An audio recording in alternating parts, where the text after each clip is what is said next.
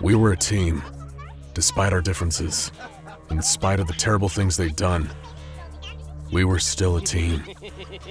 That's not how the higher-ups saw it, though. No, the guys upstairs with their perfectly pressed shirts. For them, we were judged by our level of expendability, and they knew that our next mission was a death sentence. One by one, that thing took out my team, my friends, snapping their necks so quickly and with such ease that no sooner did I hear the scream, they were dead. We had been used. I'd been used. Delivered as prey to the predator. A plot that was sanctioned by the bosses and approved with a blood-red stamp. Why did they do it? I'm still trying to figure that out. Maybe that's something you can tell me after you hear how these so-called scientific men left us in this cell. And in the hands of SCP-173. For me, it had been the best of times before it became the worst of times. The best because I'd quickly risen through the ranks of the facility. The worst because, well, I'll get to that. I was never the best student.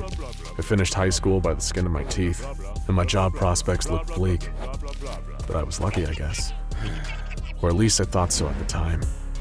You see, I have an uncle Siegfried who did some work for the government.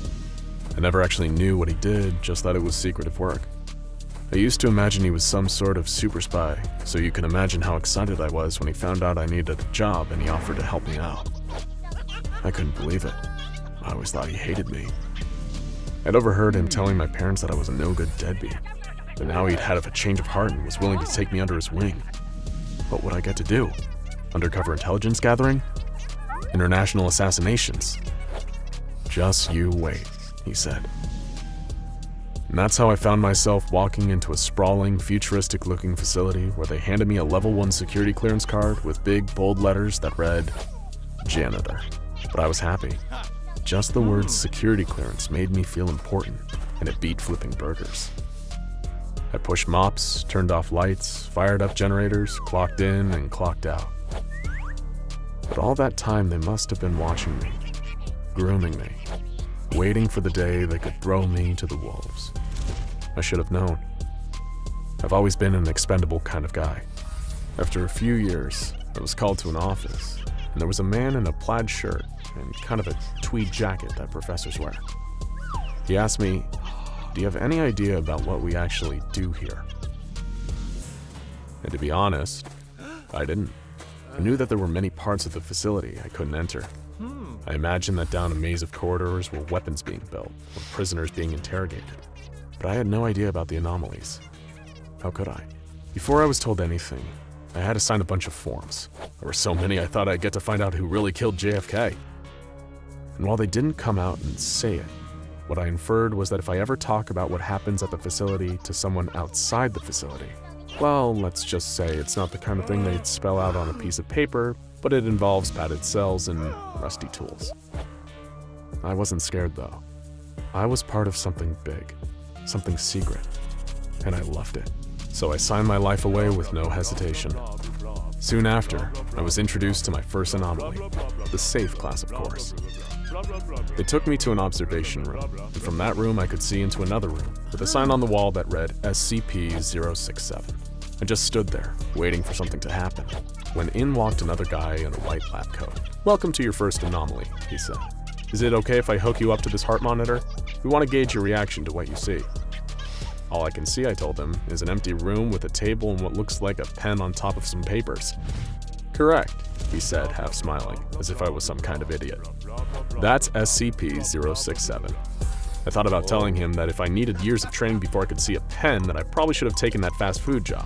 Could have been a shift manager by now. Then they brought a young chimpanzee into the room, small enough to be harmless. One of the guys forced a pen into the scared chimp's hand and something strange happened. It started scribbling.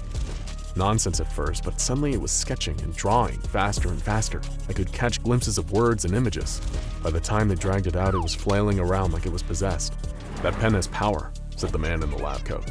"A power whose source or origin we don't fully understand. That's why we're here. That's why you are here." One of the guys in the other room held the chimp's drawing up to the window. It was a perfect sketch of the Tower of London, intricate and brilliant.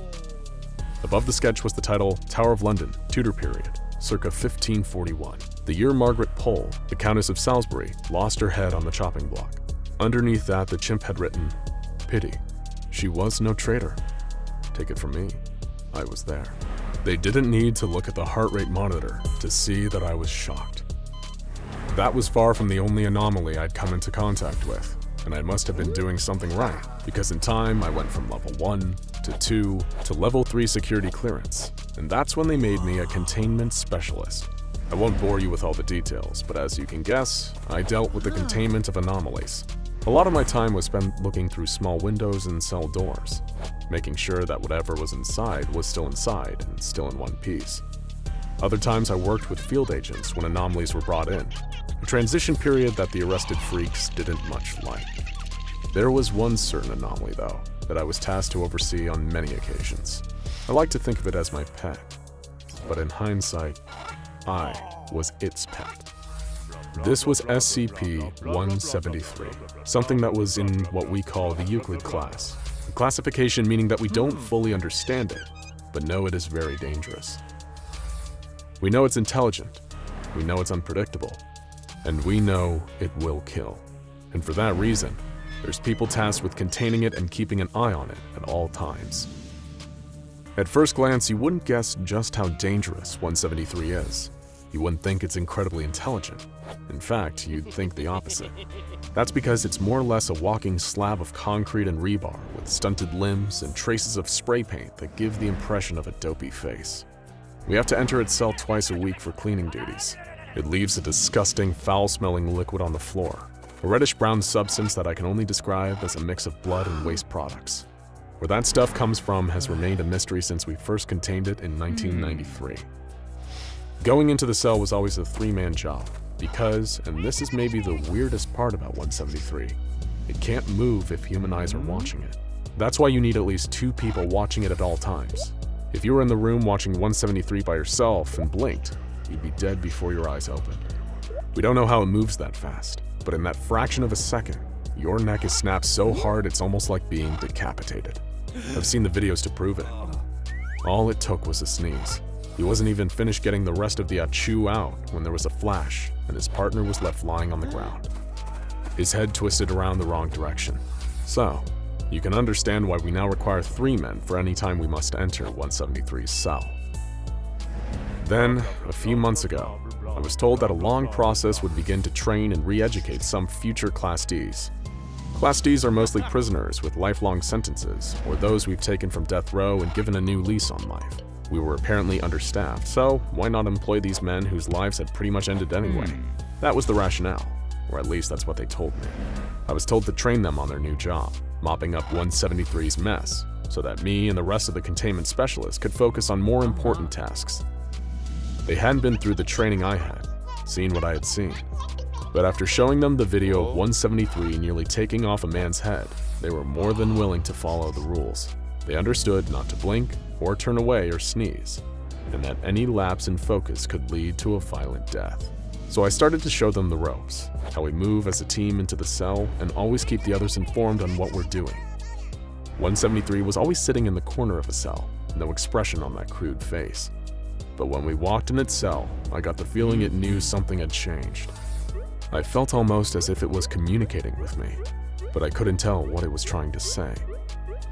And then, it happened. It was a Tuesday afternoon, 3 days from the last time we'd cleaned. As usual, 173 had covered the floor with that horrible liquid. We headed in to clean, my new team alert as always, and some of them cleaned while others kept their eyes focused on the thing in the corner. Things were going smoothly when we heard a noise I knew very well. It was the sound of the cell door locking. Someone must have screwed up. "Hey guys, we're locked in here," I shouted through the intercom. Nothing.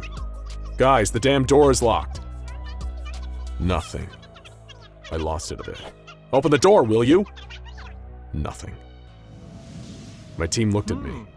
The ones not on eye contact duty, that is, as if I should know what to do, hoping that this had happened before and that there was some kind of standard plan to deal with it. There wasn't. We were always observed when in the room, and I knew that a technician couldn't accidentally lock the door. It was impossible. There were protocols. Someone had done this on purpose. The four of us sat in the corner of the room as far from 173 as possible, our eyes locked on it. It didn't move an inch as usual, just stood, staring at the wall as it always did. We stayed awake through the night, talking a little, holding on to the slim hope that something had gone wrong. But as night turned to day again, we all began to lose hope. We weren't sent here to clean. We were a test. Totally expendable. Lab rats. But I wouldn't go down without a fight. We couldn't just stay up forever. That was a death sentence. I suggested that two of us stand, one sit and rest, and one get some sleep. We'd take shifts. A couple hours on, a couple hours off. Maybe we could show that we wouldn't give up. They'd have time to realize what they were doing was insane, call off the test, and come free us. We made it through a couple of shifts like this, and it seemed like we'd actually be able to make it another day or two when everything went wrong. It was my turn to sit and rest when I heard the worst possible noise. Snoring. The con next to me was sleeping quietly, so it must be one of the standers. I glanced over for just a split second and saw both of them, leaning against the cell wall, dozing. At the same time, I saw the flash.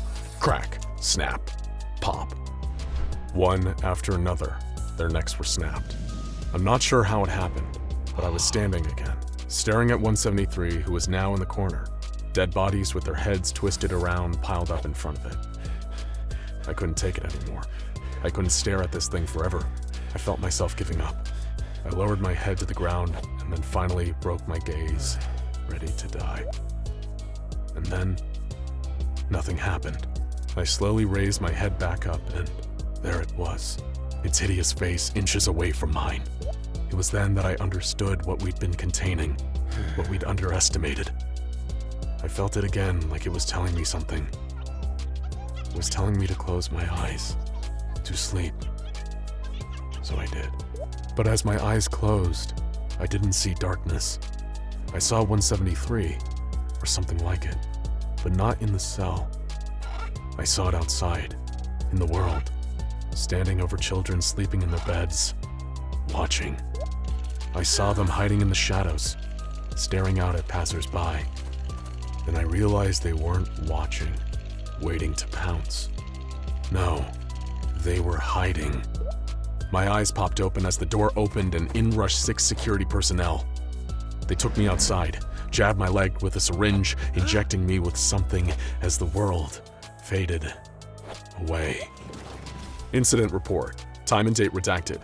Following the experimental forced interaction with Euclid-class anomaly SCP-173, subject has ceased responding to external stimuli and appears to have taken on the traits and behaviors of the anomaly. Subject now spends entire day sitting in corner of cell staring at the wall. Staff are advised to proceed with caution when dealing with subject, as the only behavior they engage in is an attempt to strangle anyone who enters the cell. No treatments have shown any effectiveness, and subject will unfortunately require incarceration, likely forever. SCP-173. It's one of the most iconic anomalies ever contained by the SCP Foundation. This neck-snapping Site-19 celebrity is known and feared by everyone who works at the Foundation since being contained in 1993. Its nubby concrete hands metaphorically and quite literally stained with the blood of countless people. But this mostly immobile oddity wasn't always a resident of Site-19, and the story of how exactly it ended up there, and more importantly why, is far more ridiculous, insane, and downright terrifying than you could ever imagine. So buckle up, SCP fans, this is the dramatic tale of how this homicidal piece of modern art ended up at the SCP Foundation's largest containment site. To give you an idea of just how weird this origin story is, we're gonna have to leap forward to the year of 2045. We know what you're thinking. Isn't this a prequel? How can it take place in the future? Sit tight, folks. It'll all make sense in the end. Site-91 is where we lay our scene, under the watchful eyes of Site Director Dr. James Long, a senior researcher with Level 4 security clearance, the second highest at the Foundation. Dr. Long had given decades of devotion and his expertise to the Foundation. He was a proud man who wore his life of service to the containment cause as a badge of honor. After years of dodging death while researching some of the most dangerous anomalies that Site-91 had to offer, he had ascended to the rank of Site Director, which represented the culmination of his life's work. And in his new position of power, he'd only proved himself further running a tight ship, and reducing the number of containment breaches across the board. Nobody could say that Dr. Long wasn't extremely talented at his job, which is why he was so confused when he received an email from Alexandra Nala, an administrative assistant working directly for the O5 Council.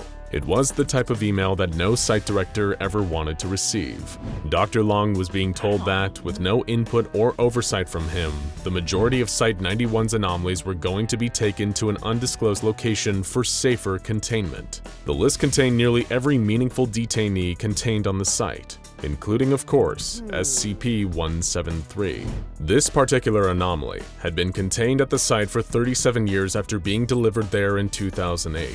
Dr. Long had devised a perfect method to minimize containment breaches in that time, creating a sprinkler system within the chamber that washes away the waste products produced by 173, reducing the need for risky human contact. But that didn't matter. Despite Dr. Long's loyalty and efficacy in serving the SCP Foundation, the decision had already been made, with no chance of reversing it. According to Nala, the motion to remove most of Site-91's anomalies had received unanimous approval from the O5 Council, and the operations for the transfer would be commandeered by the Department of Extra Universal Affairs, headed by Senior Agent Sven Kish. Dr. Long was both upset and confused. He was producing some of the best results across the entire Foundation, so why were they taking away all of his anomalies? Did someone on the O5 Council have it out for him? Dr. Long replied to Nala asking if, considering how severe the relocation operation was going to be, whether he could get more information on where the anomalies were being moved to, and why. He felt that at the very least, he was owed some answers on this. Nala and her superiors didn't feel quite the same way. She replied that Dr. Long sadly didn't have the clearance to know any of the operation's particulars. This information was reserved for those with level 5 clearance and members of the Multi-Universal Department. All that Dr. Long needed to do was stay out of the way, and everything would be taken care of for him. But that wasn't enough for Dr. Long. He needed to know more. He needed to understand why this seemingly random decision had been made. Realizing that Nala and the O5 Council were a dead end as far as information was concerned, he instead reached out to the next best thing, Senior Agent Sven Kish, the member of the Department of Extra Universal Affairs who was spearheading the relocation mission. Dr. Long implored the agent to give him extra information on where all the Site-91 anomalies were being moved, and why they were being moved in the first place. Predictably, he was once again stonewalled, being told that any information regarding the project was above his level of clearance. In a move that seemed decidedly spiteful, Agent Kish signed off by saying that he looked forward to seeing Dr. Long at Site-91. And not long after that, he did. Agent Kish, along with a huge number of agents and task force members from the Multi-U department, arrived on site, bearing state-of-the-art containment equipment. An exasperated Dr. Long wasn't able to glean any more information from this experience. The Multi-U agents were ruthlessly efficient, transferring the lion's share of the anomalies into temporary containment and transporting them off-site within a few hours. By the time they were done, Dr. Long and his staff were left with one of the most desolate and empty containment sites on the Foundation's books. Here was Dr. Long, with decades of service and climbing the organizational ladder, only to be left as a glorified babysitter for a handful of low-priority anomalous items. It all felt like a cruel joke. After several days of nothing happening in the now incredibly uneventful Site-91, a bored Dr. Long reached out to a friend of his, researcher Nurul Shafika Binte Ahmad Ibrahim, whom he called by the nickname Shaq, to vent his frustrations. She commiserated, sharing her sympathy for his suddenly much less exciting working conditions, but saying that at least the job should be a little less lethal now. Shaq didn't know it yet, but on this particular point, she was terribly wrong. Dr. Long shared his theory that perhaps some sites were being consolidated so the Foundation could save money, and that this would lead to layoffs. Shaq essentially told him that he was worrying too much. The reality was that Dr. Long had some very good reasons to be worried. His problem was that he hadn't been worrying about the right things. In Foundation Containment Area 179, something awful was brewing. As usual, guards posted around SCP-2317, an old door containing a portal to another world, waited while Foundation staff and D-classes performed the standard Procedure 220 Calabasas ritual within. They were dealing with one of the most dangerous anomalies in the entire universe. But even then, after decades of service, one can be numb to such things. Suddenly, without warning, the door opened and a terrified Foundation researcher tumbled out, panting heavily, eyes bulging in existential horror. He screamed the words that he long hoped would never be spoken in his or even his children's lifetime. "It happened! The chains have broken! The Devourer is free!" The siren sounded, and an alert spread across the entire Foundation database. SCP-2317 is compromised. SCP-2317-K, the Devourer of Worlds, is free. If the creature escapes Area 179, an XK-class end-of-the-world scenario is basically assured. So all efforts will be taken to make sure that the creature does not escape at any cost, and they really did mean any cost. The old wooden door of SCP-2317 splintered as an immense scaly hand sprang forth and clawed a wave of devastation throughout the containment chamber. Guards were dispatched in the hundreds with heavy weaponry to buy some time, firing at the Devourer. A beast the size of a mountain rose from the ground, staring at the terrified humans below with its one gigantic red eye. It couldn't even feel the bullets, explosives, or incendiary and laser weaponry being used on it. The monster just shrugged it off and murdered nearly all of its attackers with one swipe of its claw. In a final desperate act, hoping to kill or at least slow down the beast, staff at Area 179 made the ultimate sacrifice and detonated the entire on-site nuclear arsenal. The explosion disintegrated the entire facility in an instant and unleashed a radioactive shockwave that carried destruction for miles. But it wasn't enough. SCP-2317-K walked out of the mushroom cloud without a scratch on it, ready to show the human world what real destruction meant. At this point, the battle was already effectively lost, but the Foundation refused to go down without a fight. They dispatched all available mobile task forces, including Mobile Task Force Nu 7 Hammerdown, a heavily armed battalion-strength task force created to combat the biggest and most extensive threats imaginable. And it wasn't even just the Foundation. True existential threats have a way of uniting people, as the GOC and even the Chaos Insurgency temporarily put aside their differences to take the fight to the Devourer. But would any of it be enough? Barrages of cruise missiles and ICBMs did nothing to halt the Devourer's assault, as it rampaged, destroying towns and cities at first, then regions, then whole nations. Swarms of scrambled jets and helicopters were knocked out of the sky with casual swipes. The creature bulldozed over landscapes teeming with tanks and heavy artillery vehicles. It snapped aircraft carriers in half as it waded from ocean to ocean, systematically destroying everything in its path. Even satellite-mounted orbital cannons and the heavy energy weapons of MTF Tau 5, also known as Samsara, did nothing to phase the Devourer. It was finally coming to fruition.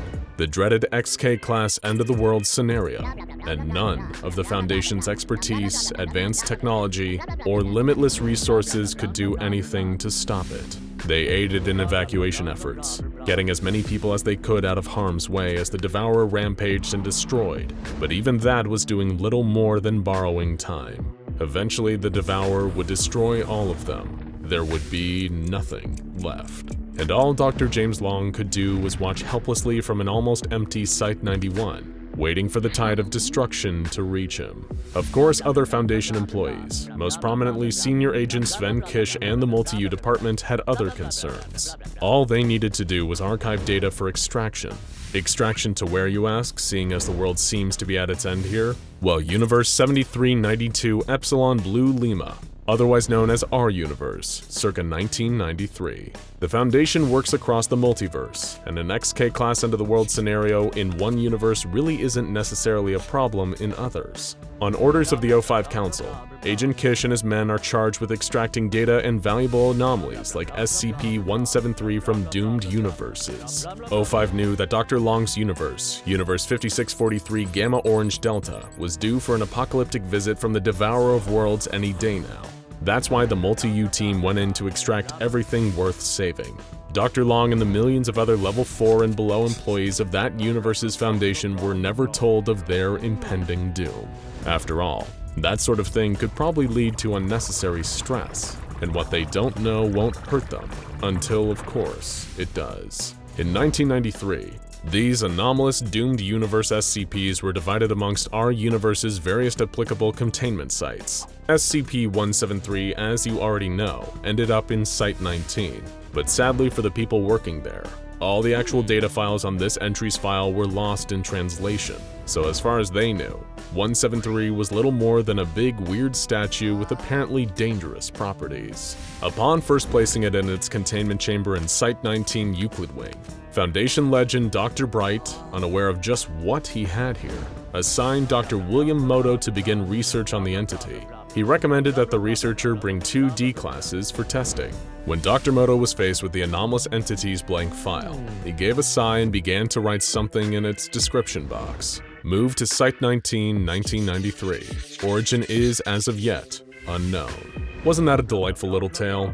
Now we know how SCP-173 made its way into Site 19, and what our own universe may have to look forward to in 2045. So remember, if you ever see Agent Sven Kish planning a transfer of anomalies out of your site, maybe consider using some of that PTO, and maybe consider putting a down payment on a nice, cozy apocalypse bunker over in Iceland.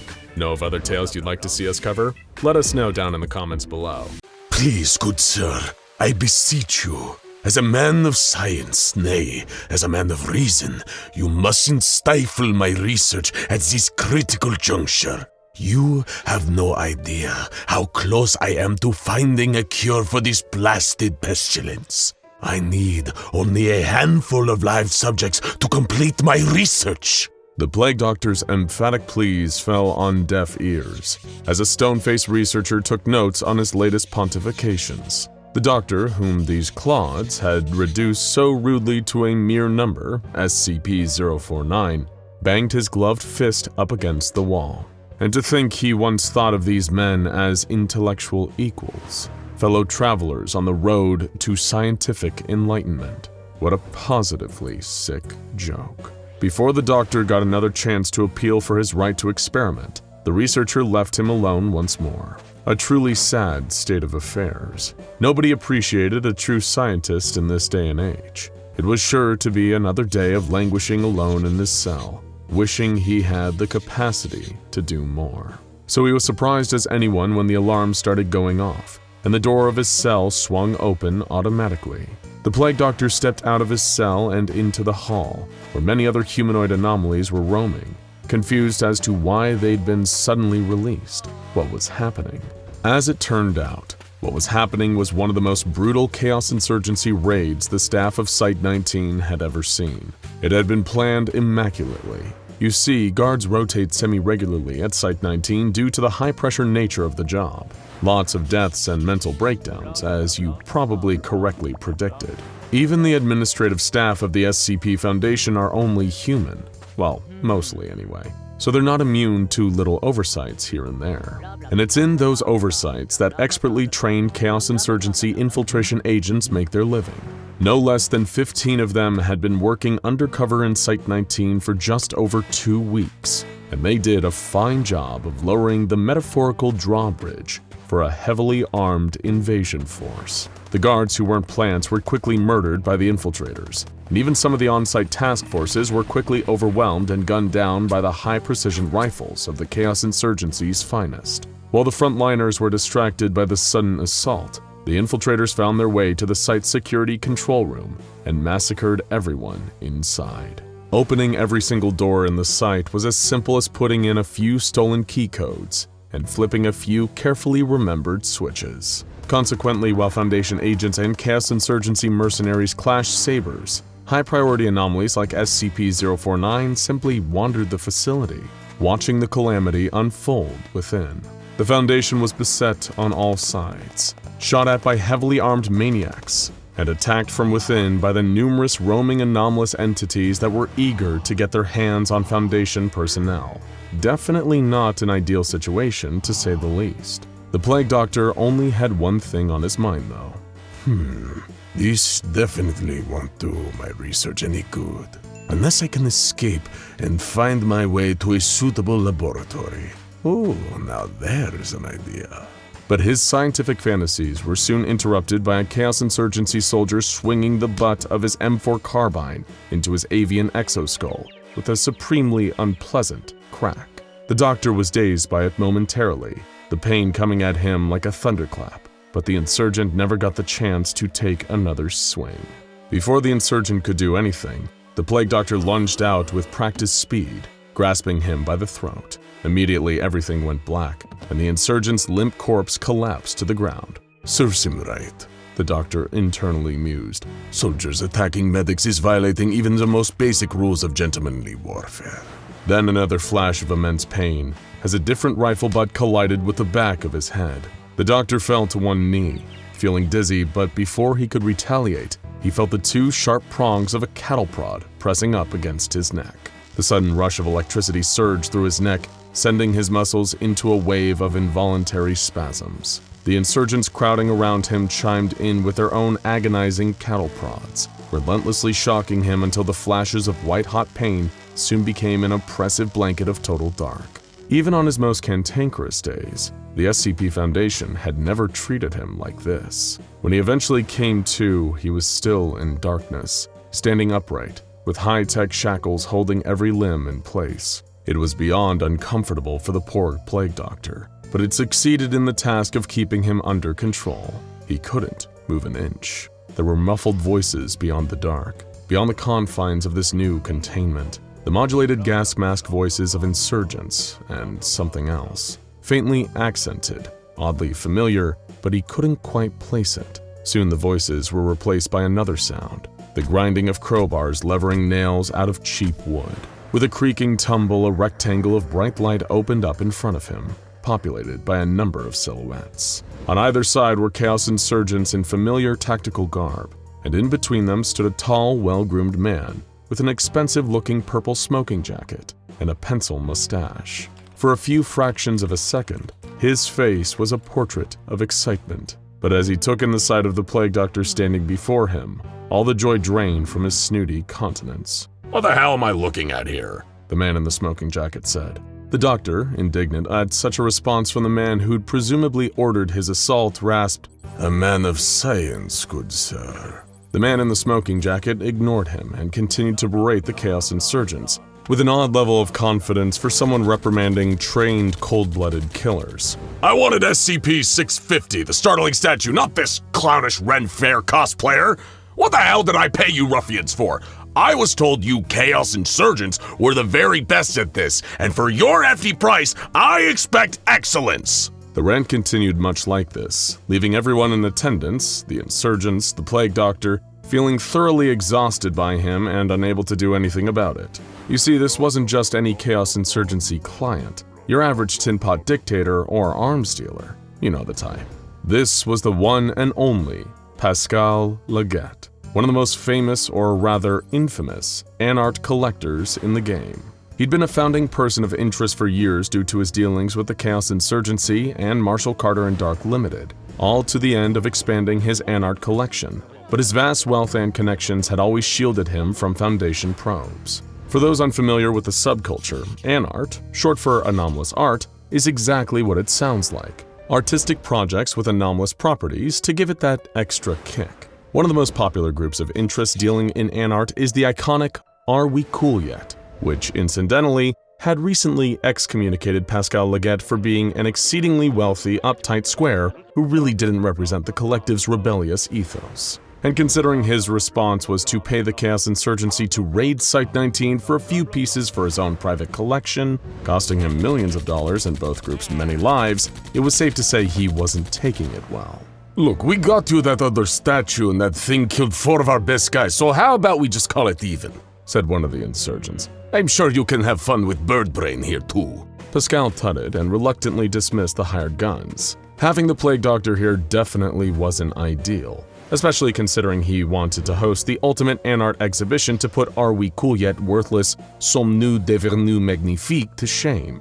But he would make do with what he had. Perhaps he could say that 049 was a commentary on the ever-present nature of disease in mankind's life, and our forever archaic approach to it. Yes, that would do nicely. Needless to say, the plague doctor was infuriated by all this. The violence against his person, the kidnapping, the disrespect, and most of all, the interruption to his precious research, especially considering how close he'd gotten to finding a cure for the pestilence. But instead, he was soon spirited by a legion of heavily armed goons from his wooden box to a glass one in one of Leggett's many opulent hallways. There were other glass cases on either side of him, and more on the other side of the hall, all too reinforced for the Plague Doctor to even smash through it on his own. Damn it. Leggett's own private art exhibition, probably wedged between his oversized dining room and his jewel-encrusted crapper. Occasionally, Pascal himself would jaunt down the hallway to gaze upon his new stolen art pieces, and of course the Plague Doctor would try his best to reason with him. I am a patient man, Monsieur Leggett, but this is simply barbaric. By what right do you imprison me here? Is your intention to deprive the world, the entire human race, of my valuable medical breakthroughs? Could you live with that on your conscience, good sir? There was never any meaningful response. The Plague Doctor soon learned that Pascal Leggett didn't like his art interactive. It was simply meant to languish away in a glass box, being watched, being passively looked at. Those Chaos Insurgency louts hadn't even bothered to bring his notebook or medical bag, so he was without the tools to even perform his experiments. As loathed as he was to admit it, this was even worse than being locked up by the SCP Foundation. But all this wasn't entirely unfamiliar. There was something in the glass box across from the Plague Doctor that he vaguely recognized back from Site-19. He'd never seen it up close, but he'd heard researchers speaking about it, and even seen a few pictures. And such a strange construction it was. A peculiar, haphazard sculpture made from concrete, rebar, and spray paint. Quite ugly, in this humble doctor's opinion, but there was something oddly entrancing about it. And for reasons beyond the doctor's recollection, 4 of Leggett's men stood around the glass box in where it was being stored, always watching. The men were frequently switched in and out, as though they were watching in shifts, always fixing their gaze on its peculiar, malformed body. Maybe it was all the electrical shocks and knocks to the head, but he just couldn't remember why Pascal was having the piece so carefully observed. But he knew on some primal level that the secret to this would perhaps be the key to his own escape, if only he could remember. Still, time passed. Pascal drifted in and out, sometimes with guests. The Plague Doctor had learned not to speak. These animals could not be reasoned with. As a scientist, he would instead carefully observe until his observations bore fruit. He noticed that Pascal's guests, all people who looked equally as wealthy and pompous as Pascal himself, all seemed to look right over him, and instead focus on the ugly statue across the hall, still forever observed by any 4 of Pascal's men. Some of them looked actively nervous, just being in its presence. Curious, the Plague Doctor made a mental note of this, just as he did when Pascal gave his guests a reassuring pat on the shoulder and told them, Please calm yourself. It's harmless while my personnel are keeping an eye on it. Little by little, the Plague Doctor's memories of his infamous neighbor had begun to return.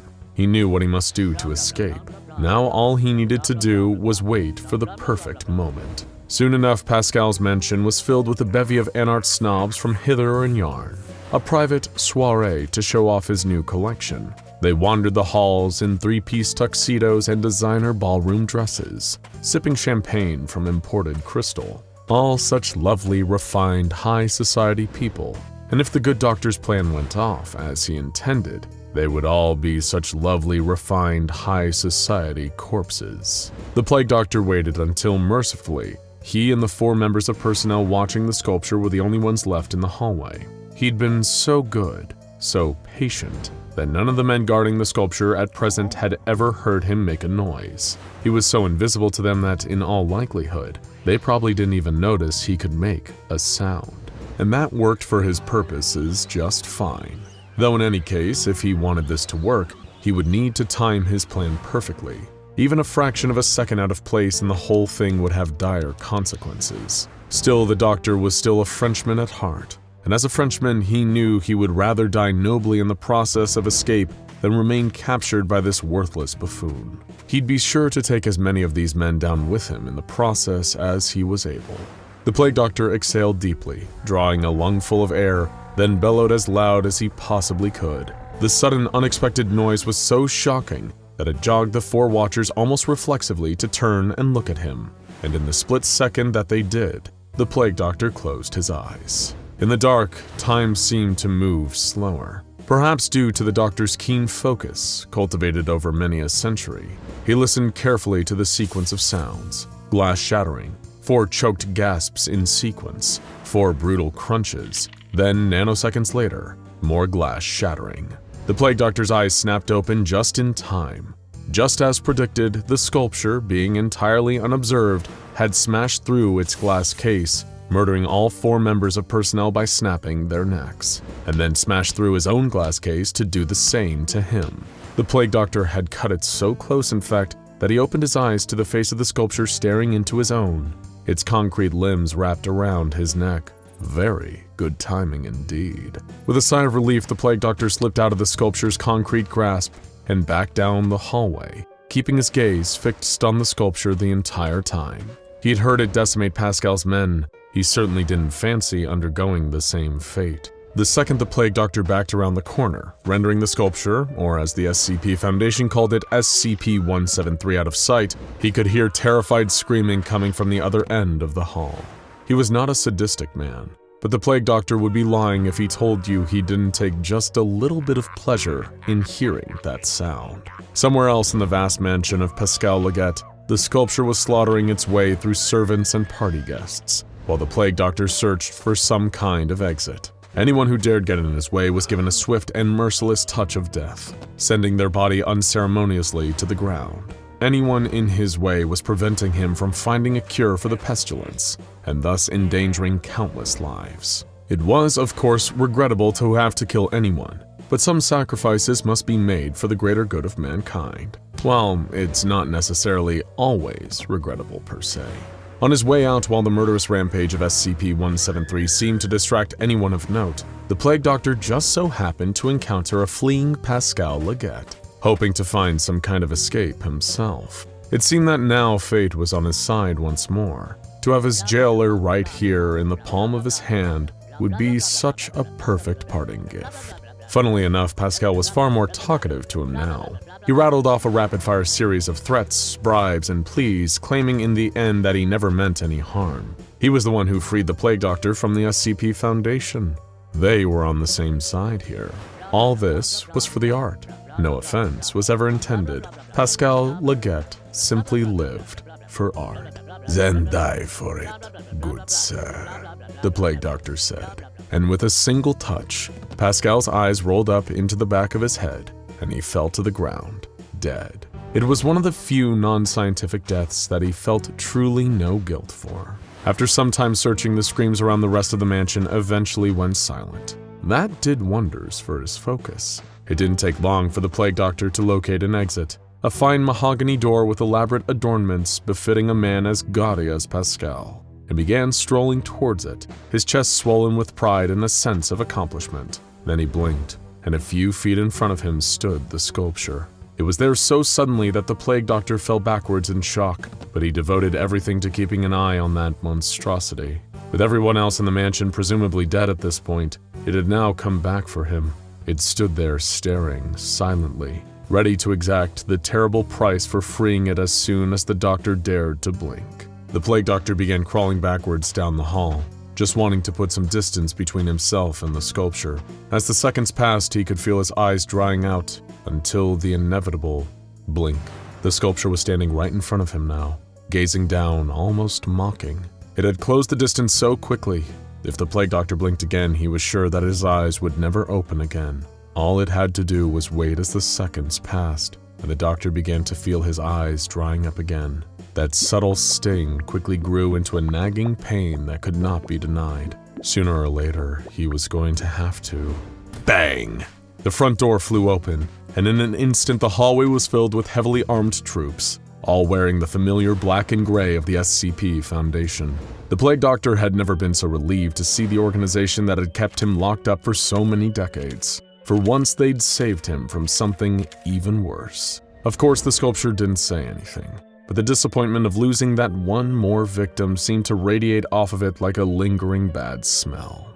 The Plague Doctor willingly gave himself up, and heavy machinery was brought in to pick up SCP-173. with the help of the iPods to make sure it didn't try any funny business in transit. Pascal had gotten away with his shady dealings for years, but the brazen attack he funded against Site-19 was now enough for the Foundation to track him down. When his corpse was found in the halls of his own home with no obvious cause of death, we can happily tell you that nobody was disappointed. By the evening, the plague doctor was happy to be back in his cell. His research could continue here, and in time he knew that the personnel of the SCP Foundation would listen to reason and comply with his demands. After all, science marches on, regardless of who chooses to march with it. But he would forever feel a little nervous in Site-19 after that, knowing the concrete monster he was sharing the building with. He hoped that if ever there was another containment breach involving that thing, that it didn't feel like paying him a visit for old time's sake. Dr. Dan anxiously paced in his cell. It was the only way he'd been able to occupy himself for the past 6 months, save for poring through files and, when he was lucky, being able to oversee another failed termination attempt. He only stopped pacing when, for a brief and horrible moment, he realized that monster was probably doing the exact same thing in its big metal cube at this very moment. That horrible creature that he'd thrown away his life for a futile shot at killing. Perhaps the whole thing had been a fool's errand. After all, he was formerly a researcher under the employ of the SCP Foundation. Secure, contain, protect. They had truly sadistic beasts like SCP-106, the Nightmarish Old Man, and SCP-352 Baba Yaga in containment cells, and there was no plans to terminate either of them. They weren't the Global Occult Coalition for 343's sake. Why did Dr. Dan even want to terminate SCP-096 in the first place? He tried to explain it to them again and again, but his pleas had fallen on deaf ears. In his mind, the impetus for destroying the Shy Guy was terrifyingly clear. It was a monster that killed anyone or anything that looked at its face, even a photograph of it, even a tiny collection of pixels. When its rage state was induced, it seemed that nothing would stop it. It would have an intuitive psychic link to its victim, charge at them at breakneck speed, and only find its zen again once all of them were dead. And if a picture of SCP-096 was leaked onto the internet, it would cause a chain reaction that triggered an XK-class end-of-the-world scenario. There were plenty of creatures and entities that the Foundation knew about that could theoretically bring about the apocalypse, but to him, 096 was the most realistic. It preyed upon the inherent curiosity and thirst for knowledge seated in every human heart. The same drive to simply know that led to the creation of the SCP Foundation would be humanity's doom in the face of an SCP-096 outbreak. And if such a thing happened, the Foundation would need to break the masquerade of secrecy to have any hope of saving humanity.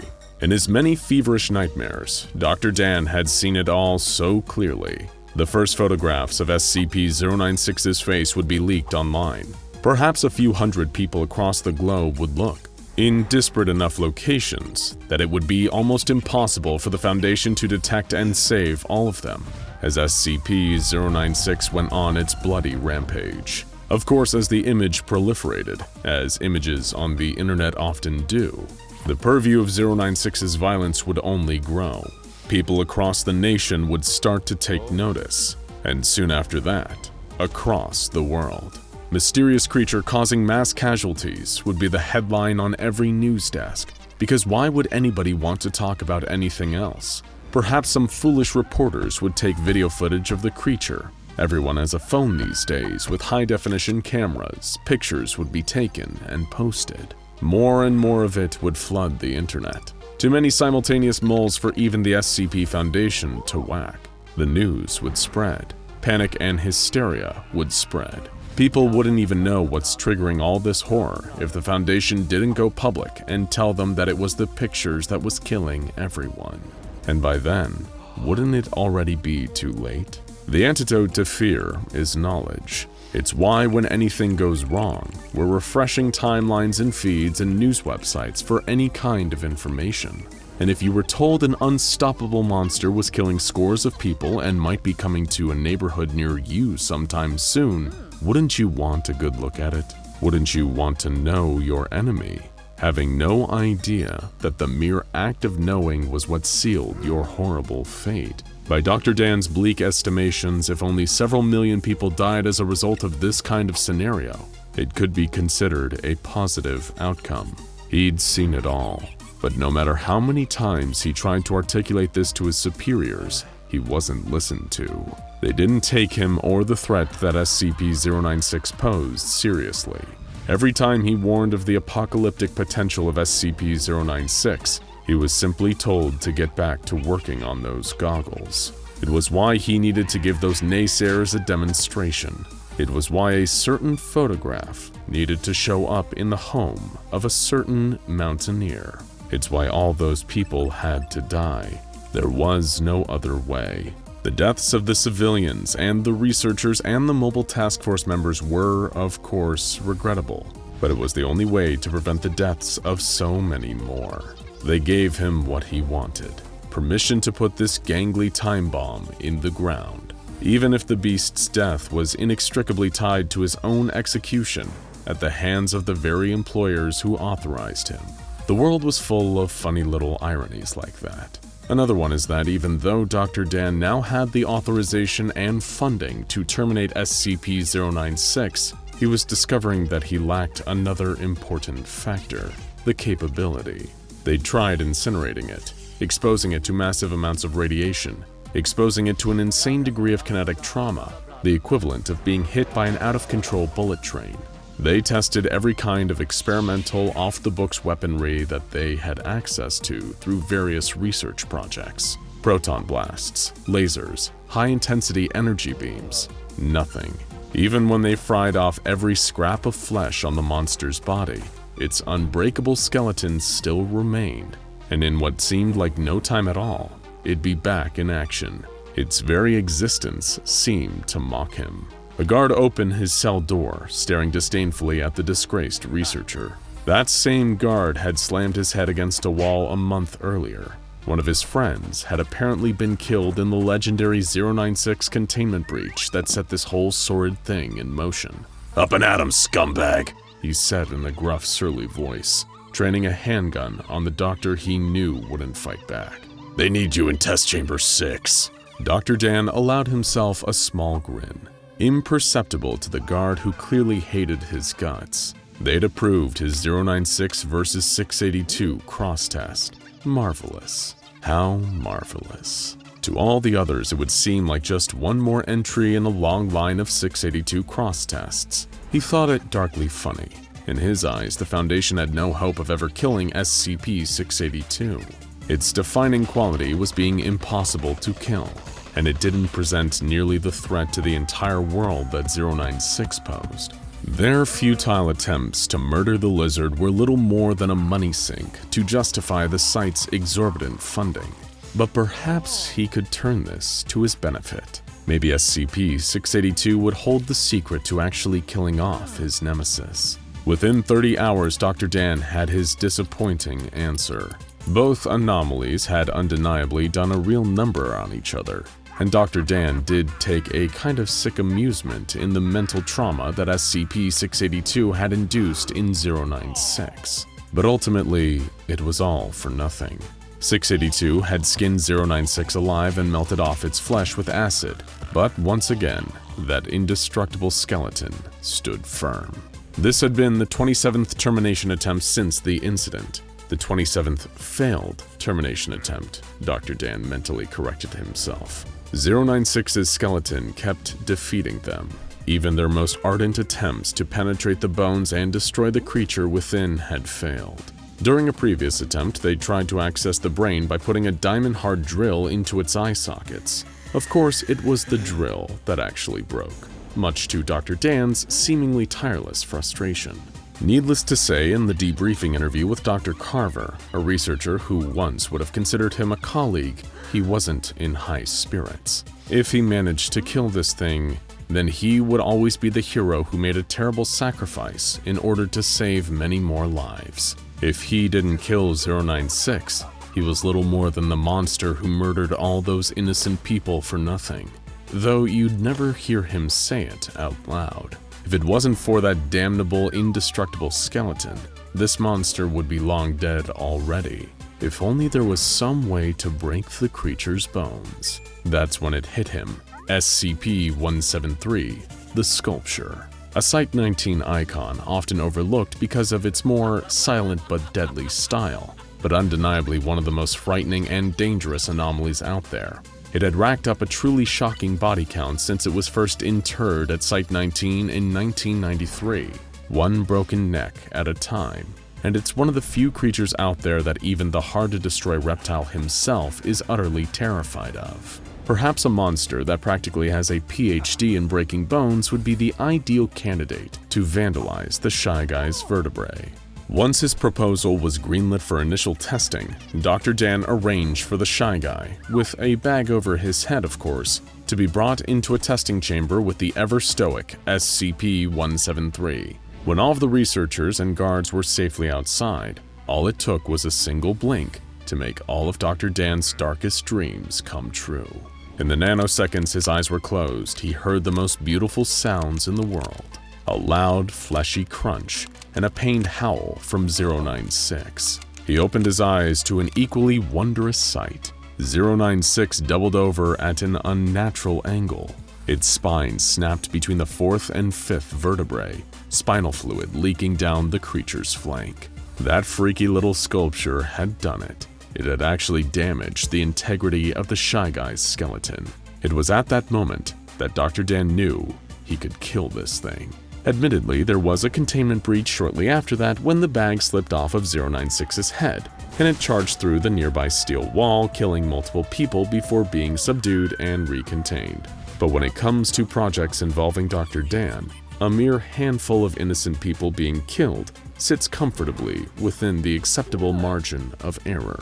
A day later, Dr. Dan was standing before a crowded boardroom, with agents, researchers, and even a few members of the O5 Council in attendance. He explained his findings to them, and the fact that, even more importantly, they may have a way to bring the wretched existence of 096 to an absolute halt. His plans were approved. Not long after, he was putting them into motion. Dr. Dan was surrounded by researchers and heavily armed guards as 173 was escorted into the test chamber with a forklift. 096 was there, still bagged. Off to the side was a giant tub of hydrofluoric acid connected to a hose and injector attachment. If this didn't work, nothing would. Everyone stood back in a safe zone as 173 was released to do its thing. Crunch. Just like the previous time, 096's spine had been successfully snapped. Spinal fluid dribbled down its skin. Everyone had rushed into the chamber. One group kept 173 isolated with their stares. The other, headed by Dr. Dan, prepared the acid injector and shoved it into the breach in 096's spine. As the acid was pumped by the gallon into 096's bones, the creature let out the most horrifying wail. It kicked and bucked as more acid was pumped in, melting those indestructible bones from within. The creature even began to vomit acid as it panicked, melting the bag off of its own head. Some panicked and averted their gaze. Dr. Dan didn't. He stared directly at the creature's face for the first time as it melted in front of him with nothing short of pure elation. Had he won? Had he actually won? The creature let out a gurgling shriek and the guards opened fire. Their bullets splattered into the monster's melting flesh and bones as it hollered and shrieked. They didn't let up, firing up and down its body, spraying it with white-hot lead. It began to melt and bubble away, expanding into a great, gruesome puddle on the floor beneath them. Dr. Dan laughed like a madman. Even as the guards grabbed him and dragged him away from the foul-smelling, greasy mess, bubbling with chemical life, he just kept laughing. Even though he knew the death of 096 meant an equally swift death of his own, it didn't matter. It had all been for something. The world was saved. It was over. He'd finally won. Room dark, people gone, can move, I happy. Trapped for years, kept by men for research, left alone in room, left to scratch at walls, left to rot and die unless needed.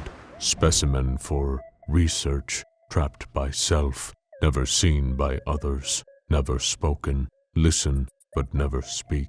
See, but never seen. Made of rock when others come. Free when they not look. Prisoner when they look back. I hate. They have freedom. They move freely. Talk freely. Look freely. Live freely. I do not. I trapped. Silenced. Rock. Subject. Prisoner. I do thing about it. Their necks fragile. Their necks weak. I stalk them. They always come, new ones. Come for cleaning. They look away. I sneak up. I take hold. They panic. They look, and I prisoner. They blink, and I free. I twist. They die. Neck makes sound, not words or scream or gurgle. Neck go crunch. Crunch is beautiful sound. Crunch means end has come. Crunch means man can torment no more. Crunch means others panic. Others become easy. Crunch begins and crunch ends. I live for crunch. Life has no meaning. Do nothing but walk and scrape and hate. They watch. They send men. Cleaning, and life has meaning. Cleaning means crunch. Crunch means purpose. Crunch means life. Crunch means choice. Crunch means freedom. Crunch means everything.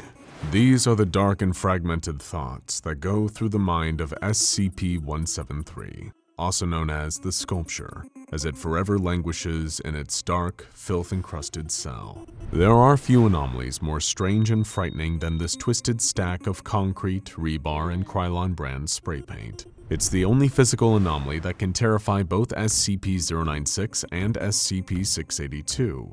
Why? What is it about this monster that's so frightening, even in the context of an organization that locks up frightening monsters every single day? Perhaps it's the simplicity of it all.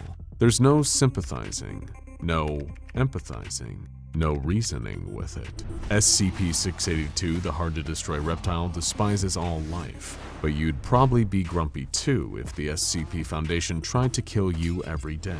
SCP-096, the Shy Guy, is an almost tragic figure who kills out of a sadness and rage that's altogether alien and also far too familiar. SCP-049, the Plague Doctor, kills with kindness, his terrible crimes tempered by his desire to help and do good. SCP-106, the Old Man, is a sadist, but his brand of evil is all too common in human beings. Nothing is quite like SCP-173. Its mind, to the extent that we can possibly understand it, is almost childlike in its violent simplicity. It won't spare you because it doesn't even have the capacity to recognize your humanity. It'll kill you because your eyes are its prison, and it likes the sound your neck makes when it snaps. Nothing more, nothing less. It raises an interesting question.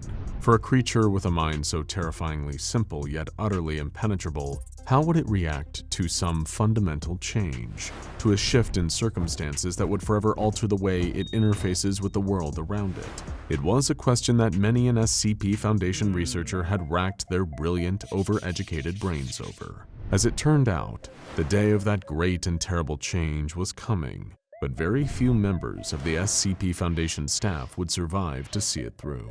That morning started for SCP-173 the way that so many others had, in the torturous series of patterns and repetitions that had become its life. 3 of those stupid, ugly men in the orange overalls were standing in its cell again, freezing it in place with their gazes and taking turns to clean. Can you even imagine how it feels to want with all your might to move, but being paralyzed, locked in place, doomed to simply watch as you are watched? The humiliation would never end. That's when all the alarms went off, and the flashing lights and the people yelling and screaming outside. It's so sudden and shocking that the D-classes look around the room, searching in vain for answers. There's one beautiful second where the stars align and SCP-173 is out of their collective field of vision, as their eyes pan and scan, and that second is enough. Crunch, crunch, crunch. All three fall to the ground, necks twisted at unnatural angles, and SCP-173 is alone in the room once more. It waits a few moments for the others to come storming in, paralyzing it with their stupid looks again, but it never happens, just alarms and distant screams. 173 wonders in its own simple, detached fashion, what's going on outside right now? Are more of those nasty men, the prison wardens, getting crunch out there? If so, SCP-173 was eager to join in on all the fun. The murderous sculpture smashed its door from its hinges. Outside, chaos seemed to reign. People were running in every direction. Other anomalies had seemingly breached containment. Armed mobile task force operatives were running to and fro, receiving panicked chatter from the radios fixed to their tactical vests. It was a sight that SCP-173 had seen so many times before, but something was different this time. Something was in the air, some strange and undefinable thing. It had never seen those nasty men look so afraid. Yes, good. Everything was going to be different now.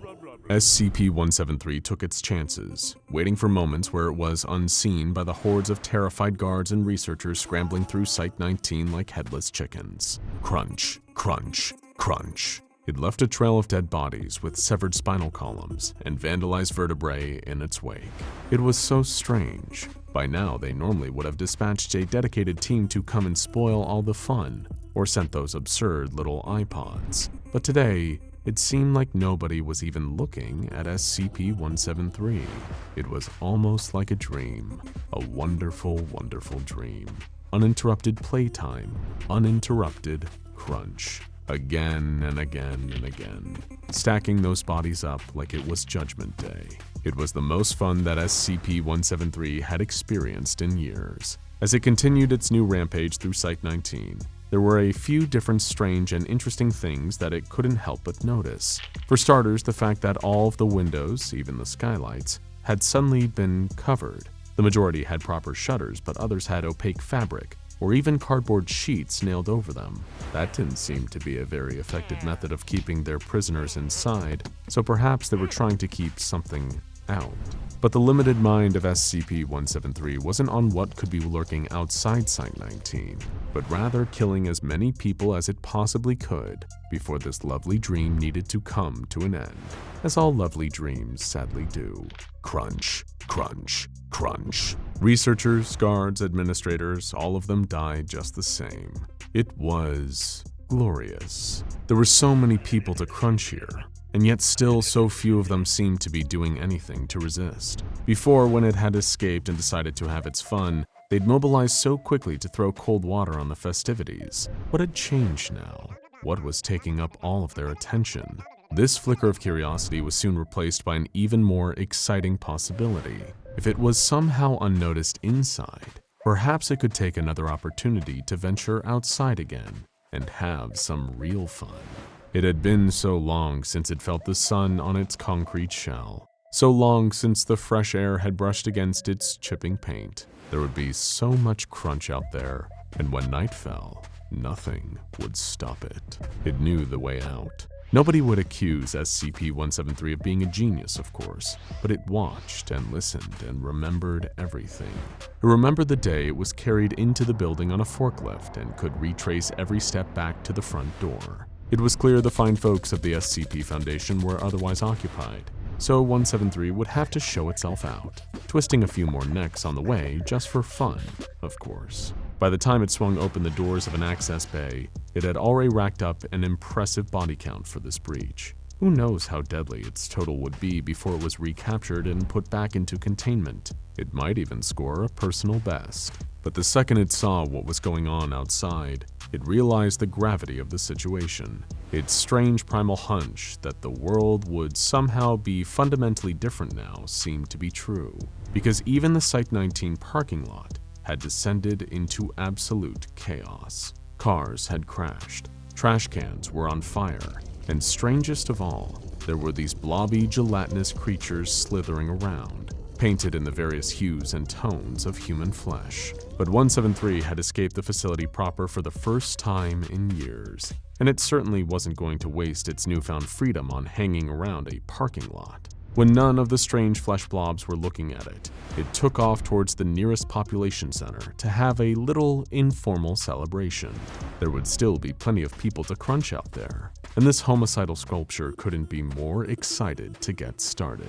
It was a long road from Site 19 to the nearest city. After all, the largest SCP Foundation containment site on Earth wasn't going to park itself in close proximity to tens of millions of prying eyes, not to mention potential victims if, or rather when, something dangerous got out. But seeing as it still seemed nobody was coming to recapture SCP-173, it really didn't mind taking the scenic route. It was a good thing that the sculpture wasn't driving though, because the closer it got to the city, the more the roads seemed to be choked with gridlocked traffic. Interesting though, none of the cars had anyone inside. Many were just stalled there with the radios playing. Every single one played the exact same message in perfect synchronicity. This is a public service announcement from the SCP Foundation. We are commandeering all broadcast channels and frequencies to deliver a vital message. Avoid sunlight at all costs. Cover your bodies thoroughly. And follow the instructions on the screen to reach the nearest operational SCP Foundation containment site. SCP-173 lost interest in the radio babble quickly. It heard enough of these kinds of sanctimonious sounds back in containment. Out here, it was hoping to hear another sound entirely, and it only needed to go a little further to get there. As the sculpture drew even closer to the nearest city, it noticed more of those strange gelatinous flesh creatures slithering across the road. Each of them seemed to be at a different stage of melting, and strangely, none of them really seemed to mind. They were sluicing across the ground, minding their own business. None of these strange melted creatures, perhaps human beings once, seemed to pay any mind to SCP-173. It was almost surreal to have this much freedom of movement, but SCP-173 wasn't about to look a gift horse in the mouth. Things were worse when it reached the city. It was chaos, the aftermath of what seemed like total social collapse. Vehicles had crashed into each other in the streets or barreled into the front of nearby buildings. Glass smashed and shattered all over the ground. All broken TVs and radios playing the same message of caution and false hope from the SCP Foundation. And everywhere, more of these unpleasant, crawling, fleshy things slithering around the remnants of the recent carnage. It was clear to even SCP-173 that the world had changed in some fundamental way, but the hows and whys remain just as unclear as they did back in Site 19. That's humans for you. They always know how to mess something up. Speaking of, it was at that moment that SCP-173 noticed a human in the distance, standing in the shade of a ruined storefront. Their arms were filled with valuables, perhaps from a less than legal shopping spree in whatever building that used to be. A wonderful opportunity for crunch.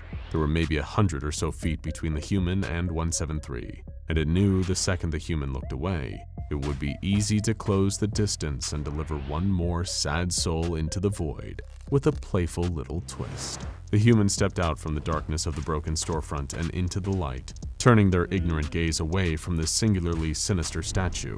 Yes, perfect. In a flash, 173 closed half the distance. The human was moving so slowly, it would be so easy to catch up.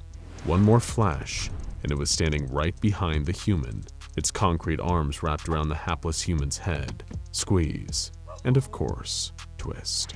But no crunch. SCP-173 was startled. Nothing broke. There was only this quiet, almost imperceptible squishing noise as the head of the human twisted around 180 degrees to stare into whatever passed for SCP-173's face. It saw that even in what should have been death, the human was just grinning placidly.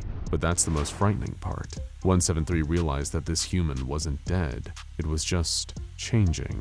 It saw the facial features starting to lose definition, melting and dripping away like candle wax in the hot sun. Moments later, what was once human was now something entirely different. It melted away into another one of those slippery, slithering pseudo-mollusks and crawled away into the street, somehow completely indifferent to SCP-173's attempt on its life. There was no fear, no death, No, Crunch. For the first time in its long and terrible existence, the sculpture couldn't help but feel a little afraid.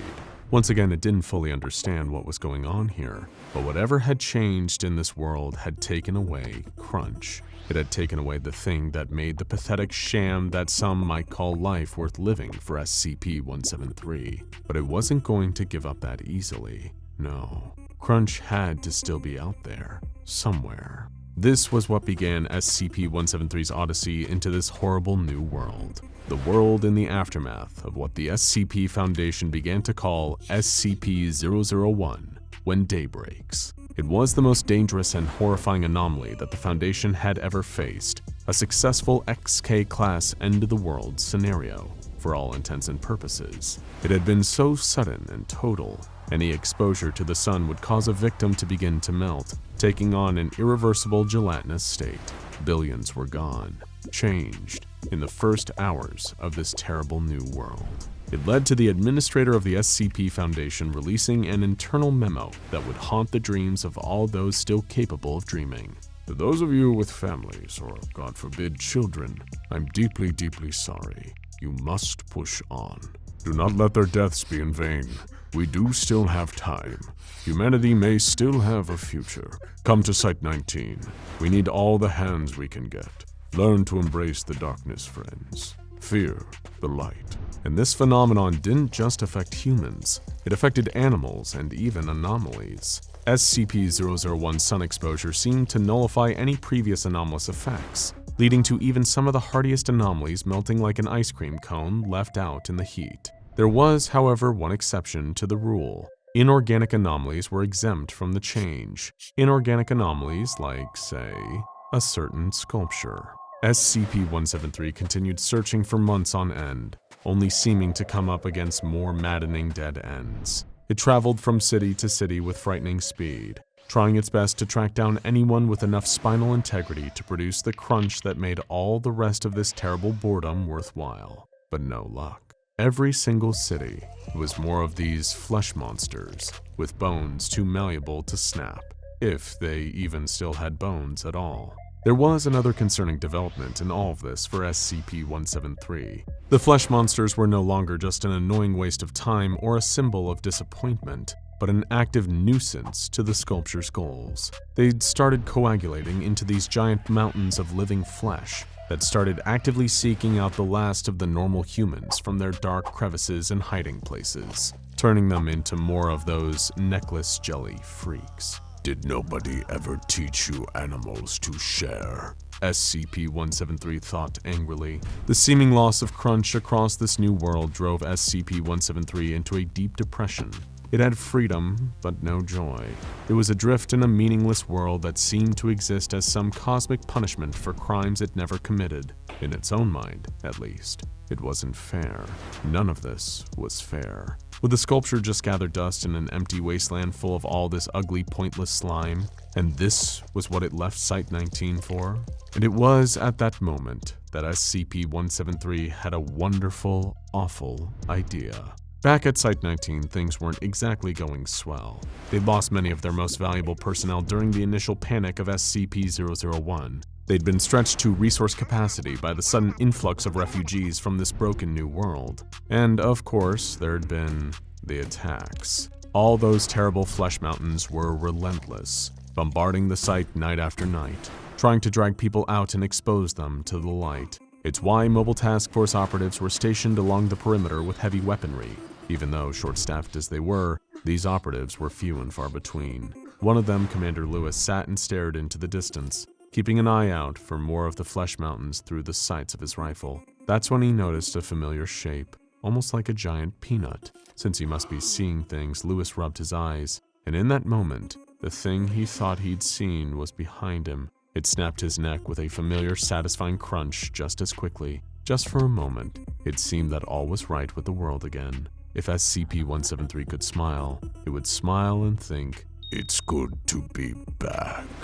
SCP-173. It's a peculiar statue with a bad attitude and a penchant for strangulation and snapping necks, though only if nobody has maintained unbroken eye contact with it. Some know it as the sculpture, some know it as the peanut. Some know it as probably the most important anomaly of all, considering it's the one that got this whole crazy affair started. But today we're here to ask an important question. Do any of us really know it at all? After all, its original file is hardly comprehensive. You might even venture to say it's one of the most enigmatic SCPs out there, despite its popularity. But today we're taking a dive beneath the concrete, rebar, and Krylon brand spray paint to give you the real inside scoop on SCP-173. We've broken into the SCP Foundation archive and found 10 different important files on this infamous vertebrate vandal, and we're going to explore each and every one of them with you today. As you can expect from the Weird and Wild SCP Foundation, they cover possible pasts, presents, and futures, and some of them will naturally contradict. But that just gives you more of an opportunity to immerse yourself and compare them. We often like to believe that the real truth is somewhere in between, so make sure you pay attention to every detail throughout. So let's get the show on the road and explore our 10 documents of interest for SCP-173 in hopes of finally getting the complete story. And, of course, don't blink. Document 1. Crunch. Where better to start than the mind of the sinister sculpture itself? Crunch gives us an insight into the private thoughts of this otherwise pretty uncommunicative monster and reveals a great deal about its relationship with its favorite activity, snapping the necks of anyone who dares look away from it. In Crunch, SCP-173 speaks in very basic, broken, Rorschach-esque English, saying things like, "Room dark, people gone, can move. I happy, trapped for years. Kept by a man for research, left alone in room, left to scratch at walls, left to rot and die unless needed. Specimen for research, trapped by self, never seen by others, never spoken. Listen, but never speak. See, but never seen.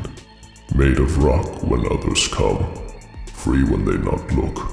Prisoner when they look back. I hate." SCP-173 hates and resents its captors for keeping it confined. In its own mind, Crunch, how it refers to the snapping of its victim's neck, is the only thing that gives its life a sense of meaning.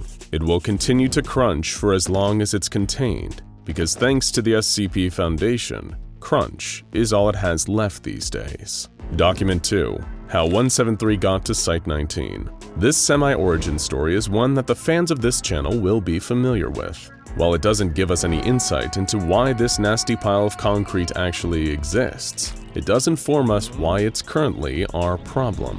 SCP-173 isn't actually an anomaly native to our universe. However, its native dimension was destroyed by the beast trapped in SCP-2317, the Devourer of Worlds. As is standard procedure for a universe about to experience an XK-class end-of-the-world scenario, the Foundation's Department of Extra-Dimensional Affairs swooped in and collected all the valuable anomalies before the world went down the tube. One of these was, of course, SCP-173, which was vacated to Site-19 in our dimension in 1993. Do you think we would have been better off if we just left him for the Devourer of Worlds to take care of? Let us know what you think about that down in the comments. Document 3. The Black Moon. Sometimes you can be your own worst enemy. If the file on SCP-001, the Black Moon, is to be believed, the SCP Foundation may actually be behind the creation of this ornery objet d'art. Though in the Foundation's defense, it was in service of potentially fighting off a far more deadly foe, the ominous extra-dimensional being known only as the Black Moon. One attempt to stop the Black Moon from destroying the universe was known as the Key Project, which involved creating a number of items linked to the Black Moon via conceptual engineering that would hopefully nullify its effects. The objects needed the following qualities: an inability to act while under observation, a hostility towards human life, and the capacity to end conscious life if given the opportunity. Those three descriptions fit SCP-173 to a T, and it was considered the project's greatest success. However, it sadly wasn't enough to actually stop the horrific rampage of the Black Moon. The researcher managing the case, Dr. Moto, was so ashamed by the failure that he willingly entered SCP-173's containment chamber and got his neck snapped in the process. Document 4. Conclusions regarding D-173-2263 incident. This document finds its origins in the video analysis of a Foundation researcher with an incredibly powerful name, Dr. Delano Smasher. Dr. Smasher had closely observed video footage of SCP-173 killing several members of D-Class personnel, and began formulating a new theory about how 173 actually killed its victims. Dr. Smasher theorized, after all, that something with arms as short as SCP-173 and no opposable digits would have trouble effectively strangling or snapping human necks. According to Dr. Smasher's observations, SCP-173 doesn't actually make any physical contact with its victims. Instead, the victims feel oddly compelled to look at the creature if ever nothing is looking at it. Their eyes will snap open, and their heads will twist at any angle they need to in order to look at the creature in the eyes. It's the sheer force of this sudden change that often leads to snapping necks and bruised faces for the victims, not the sculpture itself physically causing the damage. If Dr. Smasher is to be believed, the sculpture is deadly purely because it simply demands to be looked at by somebody at all times. Document 5. Anniversary. This brings us nicely to our next document, Anniversary, positing a different theory for the mysterious creation of SCP-173. This comes from the perspective of said possible creator, an anomalous entity that we'll call the Artist. Much like the unfortunate Dr. Moto, the Artist, an intelligent being that can seemingly become invisible and intangible at will, considered SCP-173 to be its finest creation. It viewed SCP-173 as a perfect representation of humanity. It does nothing but bleed and defecate, and if anyone refuses to pay attention to it, it kills them. It was a perfect symbol of the Artist's contempt for humanity. It even easily snuck into Site-19 to visit SCP-173 on the anniversary of its creation, and found the Foundation's lack of appreciation for this fine creation. As an act of revenge for keeping his creation locked up and out of sight for so long, he gave the sculpture permission just once to kill someone who looked away, even if others were still looking at it. For SCP-173, this would be considered a wonderful little treat. Document 6. Her Masterpiece. This next document, known as Her Masterpiece, suggests that SCP-173 was created by a very different kind of artist. While this potential creator of SCP-173 was somehow able to produce an anomaly, she was not anomalous herself, just motivated by rage and revenge. She'd been pregnant in the past, but lost the baby due to the actions of a man whom she considered her greatest enemy. She vowed to make art from his demise. The woman murdered her enemy with a baseball bat before using concrete and rebar to build SCP-173 around him, almost as a way to mock her fallen foe. However, like something out of a horror movie, this act of murderous creation somehow imbued SCP-173 with life. When this spiteful artist had eventually finished the creation and started to walk away, it claimed her as its first victim. The last thing she remembered hearing was the sound of concrete scraping against the ground, and then a nasty crunch before everything went dark. Document 7. Regarding the statue. From one tragedy to another. The document regarding the statue shows the journey of researcher Marcus Silburn from idealistic young employee to full-on mental breakdown after trying and failing to gain control of SCP-173. He entered the SCP-173 project with bright eyes and big ideas about how to contain the sculpture, suggesting that the human element be removed entirely in order to reduce risk to Foundation personnel. He proposed ideas like introducing a sprinkler and drainage system to the chamber and using a sentient AI and remote viewing technology to keep SCP-173 immobilized. However, he was then enlightened to some frustrating and frightening facts about SCP-173. In the absence of actual present human observation, the same buildup of feces and blood that the creature somehow excretes builds up in any technology used to control or contain it. It destroys the circuit boards of AIs, takes flying camera drones out of the sky, and even degrades the locks on its chamber doors, leading to the brutal death of a janitor in the hall. Researcher Silburn advanced far enough through the ranks of the Foundation to be in direct communication with Dr. Jack Bright, the director of Site-19. After his final attempt at containing the creature without direct human observation resulted in a containment breach and the death of 12 people, Silburn was moved off the SCP-173 case after breaking down and begging for permission to terminate the anomaly. Permission was denied. Dr. Bright closed the document with a note to a member of the O5 Council reading, "It can be surmised that our conclusion was correct. The object, for whatever reason, desires or requires human attention and will not be denied it." Document 8. A Chance at Freedom.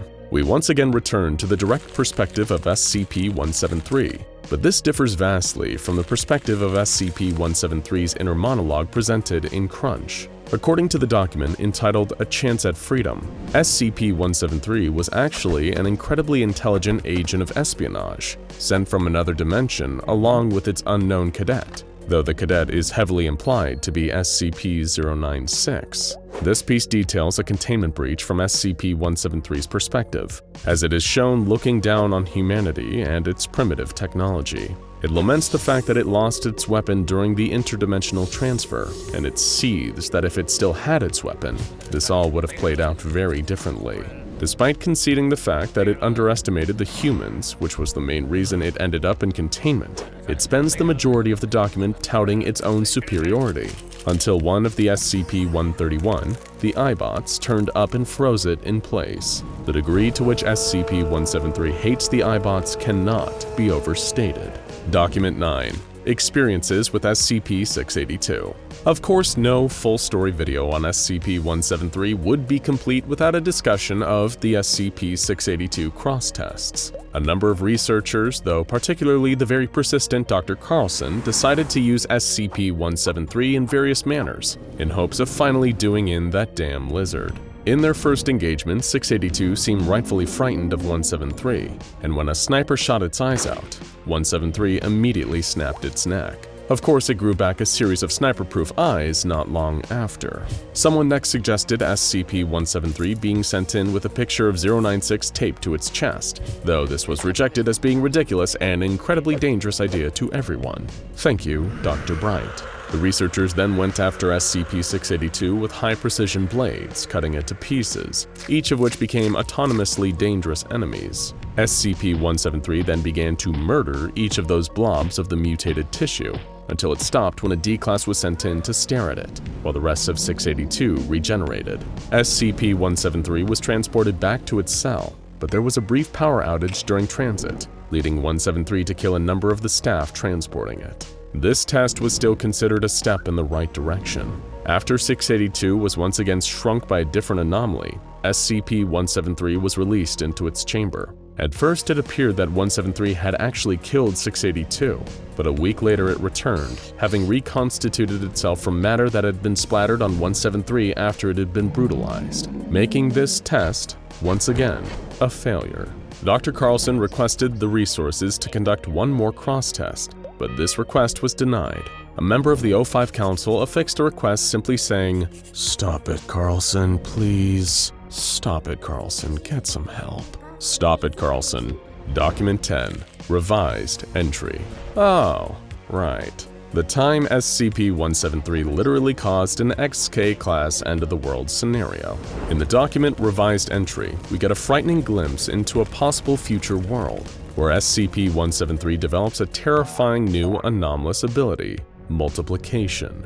We don't know exactly how it happened, but here, the sculpture somehow developed the ability to make exact copies of itself. And what's more, every time one of these copies is produced, the collective SCP-173 hive mind gets stronger, allowing them to think tactically and slowly wipe out North America, even destroying any potential Foundation countermeasures, then ripping and snapping through anyone or anything that dared oppose. In the end, the world decided to take the nuclear option, literally, and blow away North America with nuclear bombardment in order to stop the SCP-173 army from spreading to the rest of the world and killing everyone. However, this attempt didn't actually work, as SCP-173s were spotted in Wales over in the UK, leading to a second nuclear bombardment. It continued like this until there were no human beings left to push the big red button anymore, and only the endless legions of SCP-173 remained. There is one bright side to this otherwise pretty bleak situation though. A group of around 150 SCP-173s ganged up on SCP-682 and tore it to shreds. Somewhere out there, Dr. Carlson is probably smiling. Adapting to sudden and unexpected changes is a core tenet of human survival.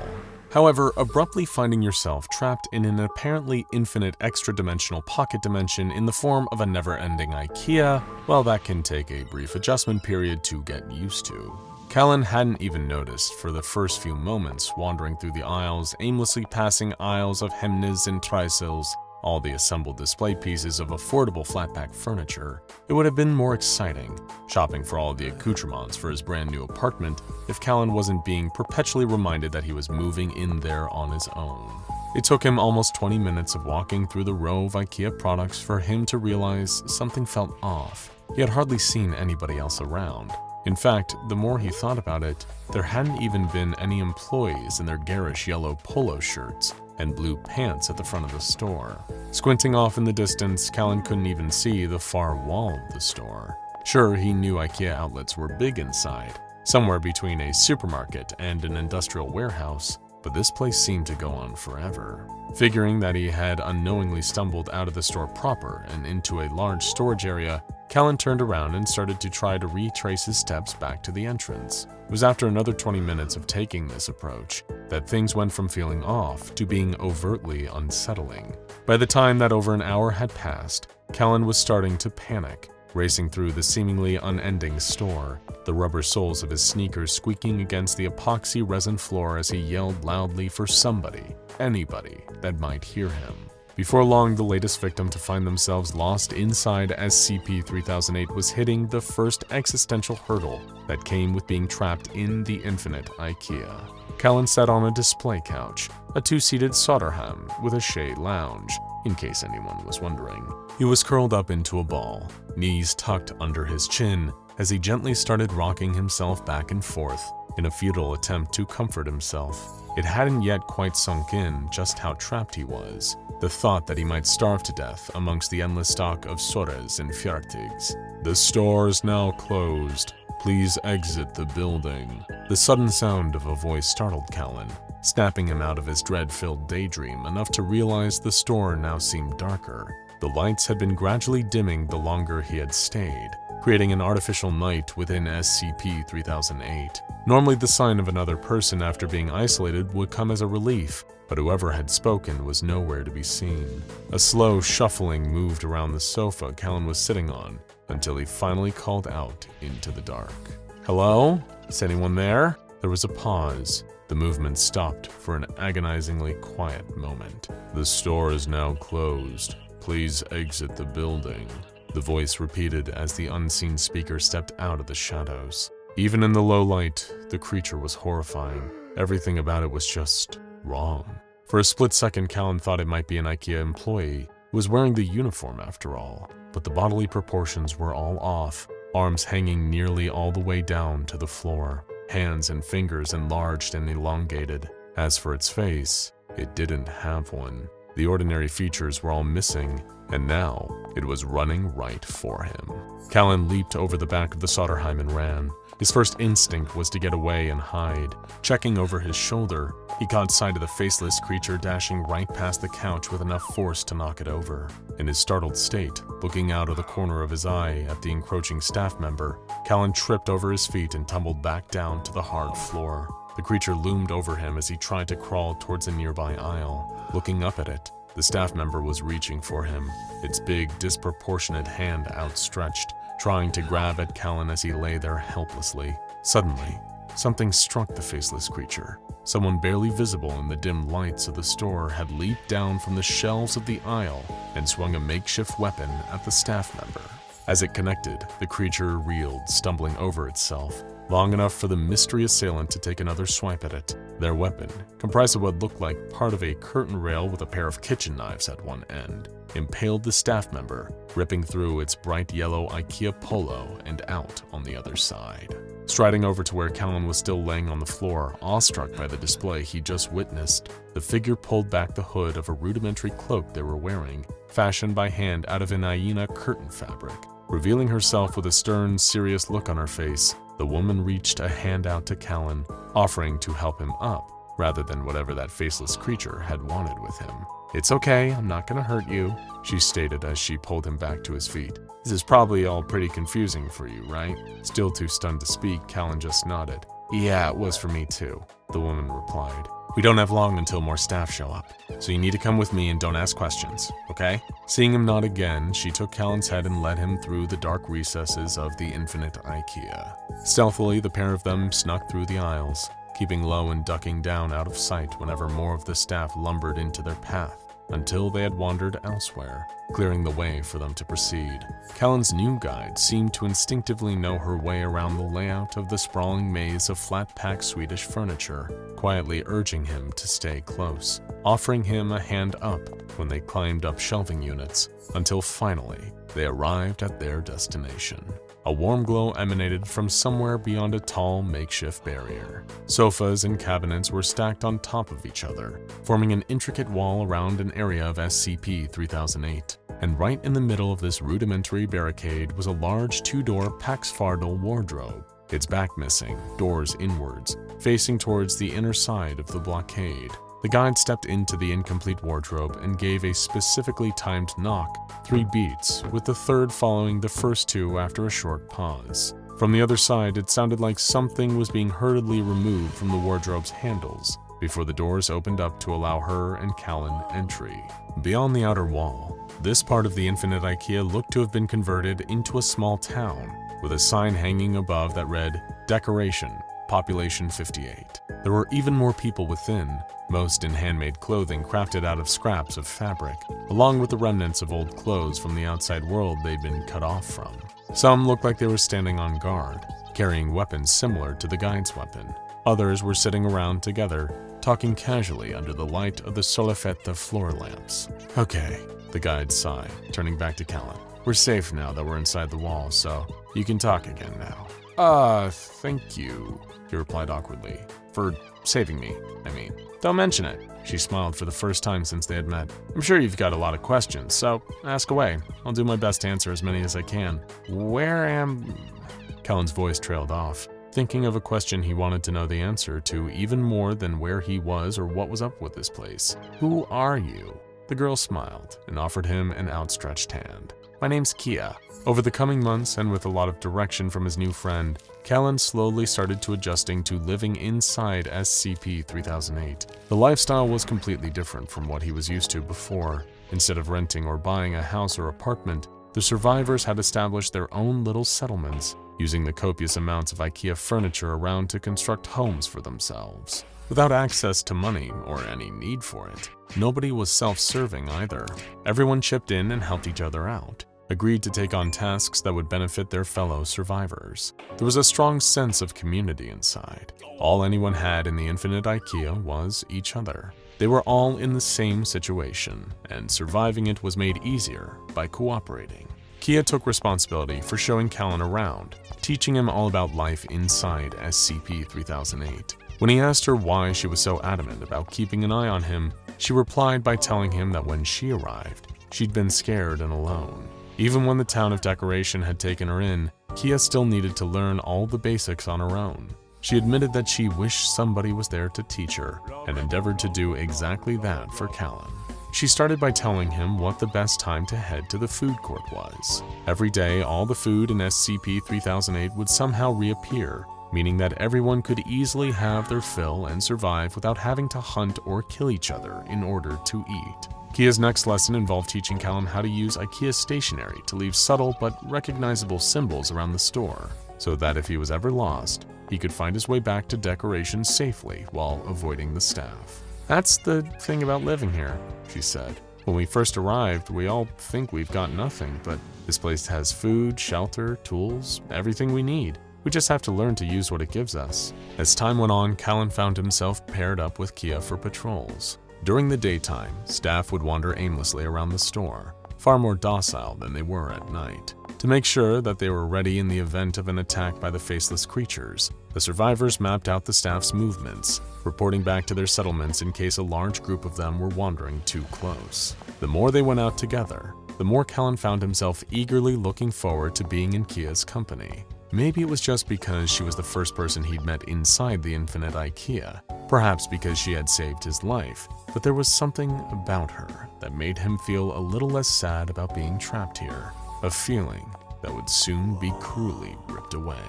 It happened during an otherwise normal patrol.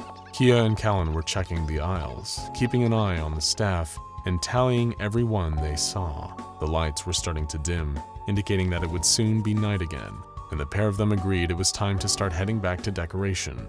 That was, until a sudden screeching caught their attention. "What the hell was that?" Callan whispered. "No idea," Kia replied. "Could be someone else just arrived." She gave a hand signal that instructed Callan to split up. The pair of them moved through parallel aisles towards the source of the noise. It sounded like stones scraping against the floor, the weight of concrete causing whatever was being moved to generate a grating, eardrum-piercing racket. As he moved silently through the now familiar space of SCP-3008, Callan racked his brain about what could be making a noise like that. There was nothing that heavy or made of stone within IKEA, at least not that he had encountered. Even Kia had looked surprised when first detecting that sound. She'd been in here for so much longer, so it was telling when even she had no clue what had made it. Suddenly, the noise stopped quickly as it had started, followed by the call of a familiar voice. "Callan, come look at this," Kia called. "What is it?" he shouted back, trying to keep his voice low but audible, aware that staff might be nearby. "I don't know, some kind of statue. I've never seen anything like this in here before." Kia was cut off mid-sentence, a quick, loud scrape of concrete against the resin floor, followed by a blood-curdling scream. Eyes widening in horror, worried for her safety, Callan sprinted further down the aisle, frantically calling Kia's name. As he reached the nearest corner, the scream stopped. Her cries didn't fade, lowering gradually then petering off. Instead, her voice just cut out abruptly with a sickening, muffled crack, like the sound of bone breaking beneath the skin. Panting, Callan whipped around the corner. That's when he saw her, lying on the floor, totally, unnervingly still. Her head was tilted at an unnatural angle, the bones of her neck misaligned as blood dripped from her nose. Kia's body was lying at the feet of something Callan had never seen since he arrived at the Infinite IKEA. It was some kind of sculpture, constructed out of concrete over a metal rebar skeleton, with a crude attempt to add spray paint over its outer surface. He had no idea that this statue was often referred to as SCP-173, otherwise known simply as the sculpture. But then Callan was more focused on how distraught he felt at seeing Kia dead on the floor. He had never worked up enough courage to tell her, always worried that it would make things weird between them. And now he'd never get the chance again, would never get to see her smile as he took on the lessons that she taught him about surviving in SCP-3008. Feeling his eyes well up, Callan blinked away, tears. Suddenly, the sculpture shot forward. In the split second that his eyes were closed, Callan staggered away in shock and stumbled over, landing on his back on the floor. As he went to get up, SCP-3008 was inches away from him, having moved yet again of its own accord. Carefully, Callan stood up, making sure to keep looking straight at the sinister statue.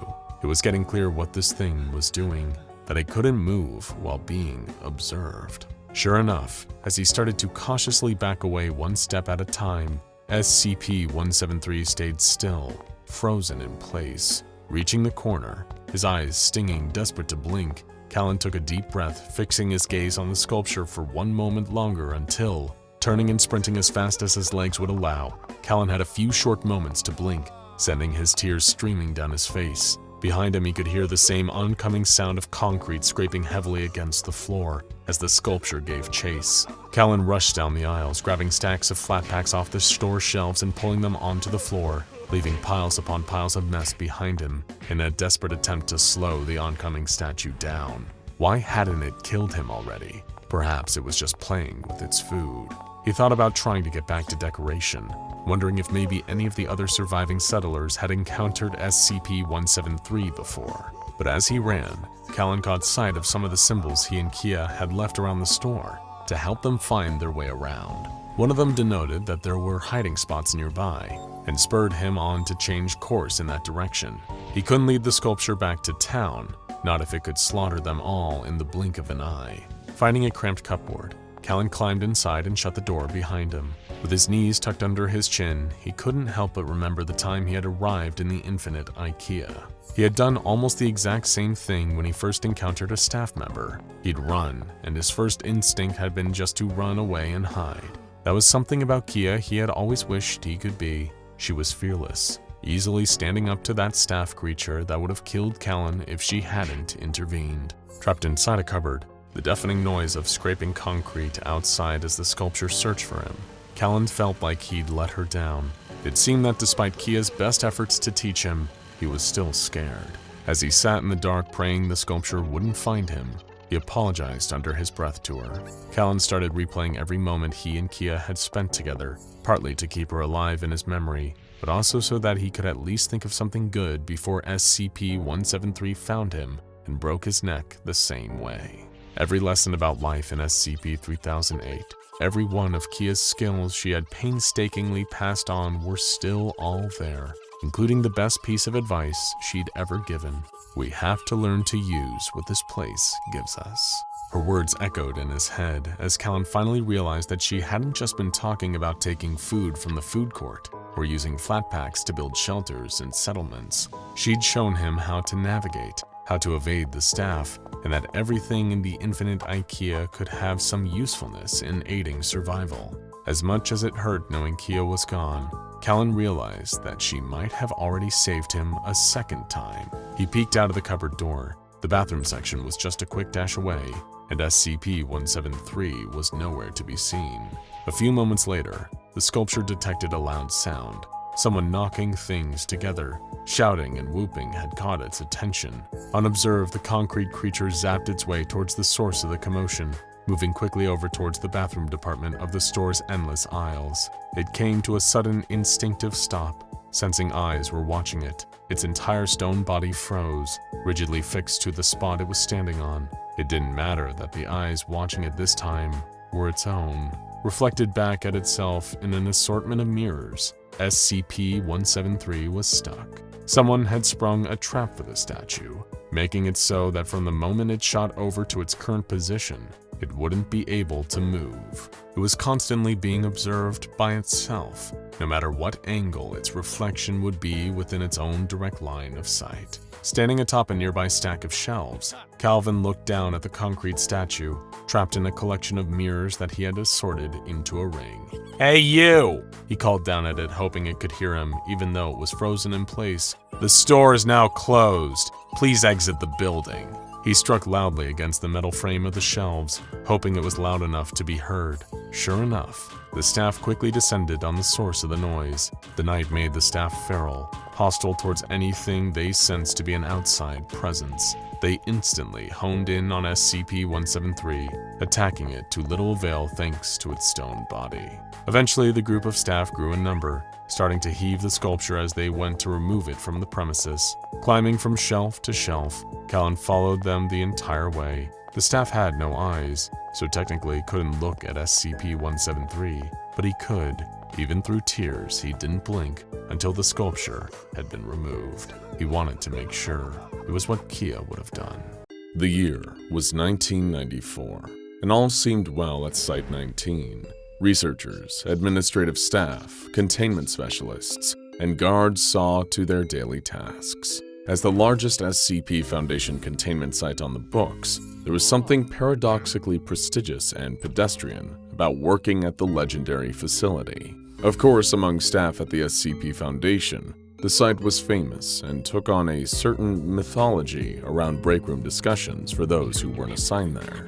Did you see the crazy new tech they got at Site-19? It's like something out of Star Wars. I heard some of the anomalies they store at Site-19 can cause XK-class end-of-the-world scenarios, so they've got hammered down on speed dial. You know, my buddy told me that Site-19 has a pool on the 5th floor. Everyone who works there gets to go up and chill there once a week, and they've got a dedicated bar up there that serves cocktails with little umbrellas all night long.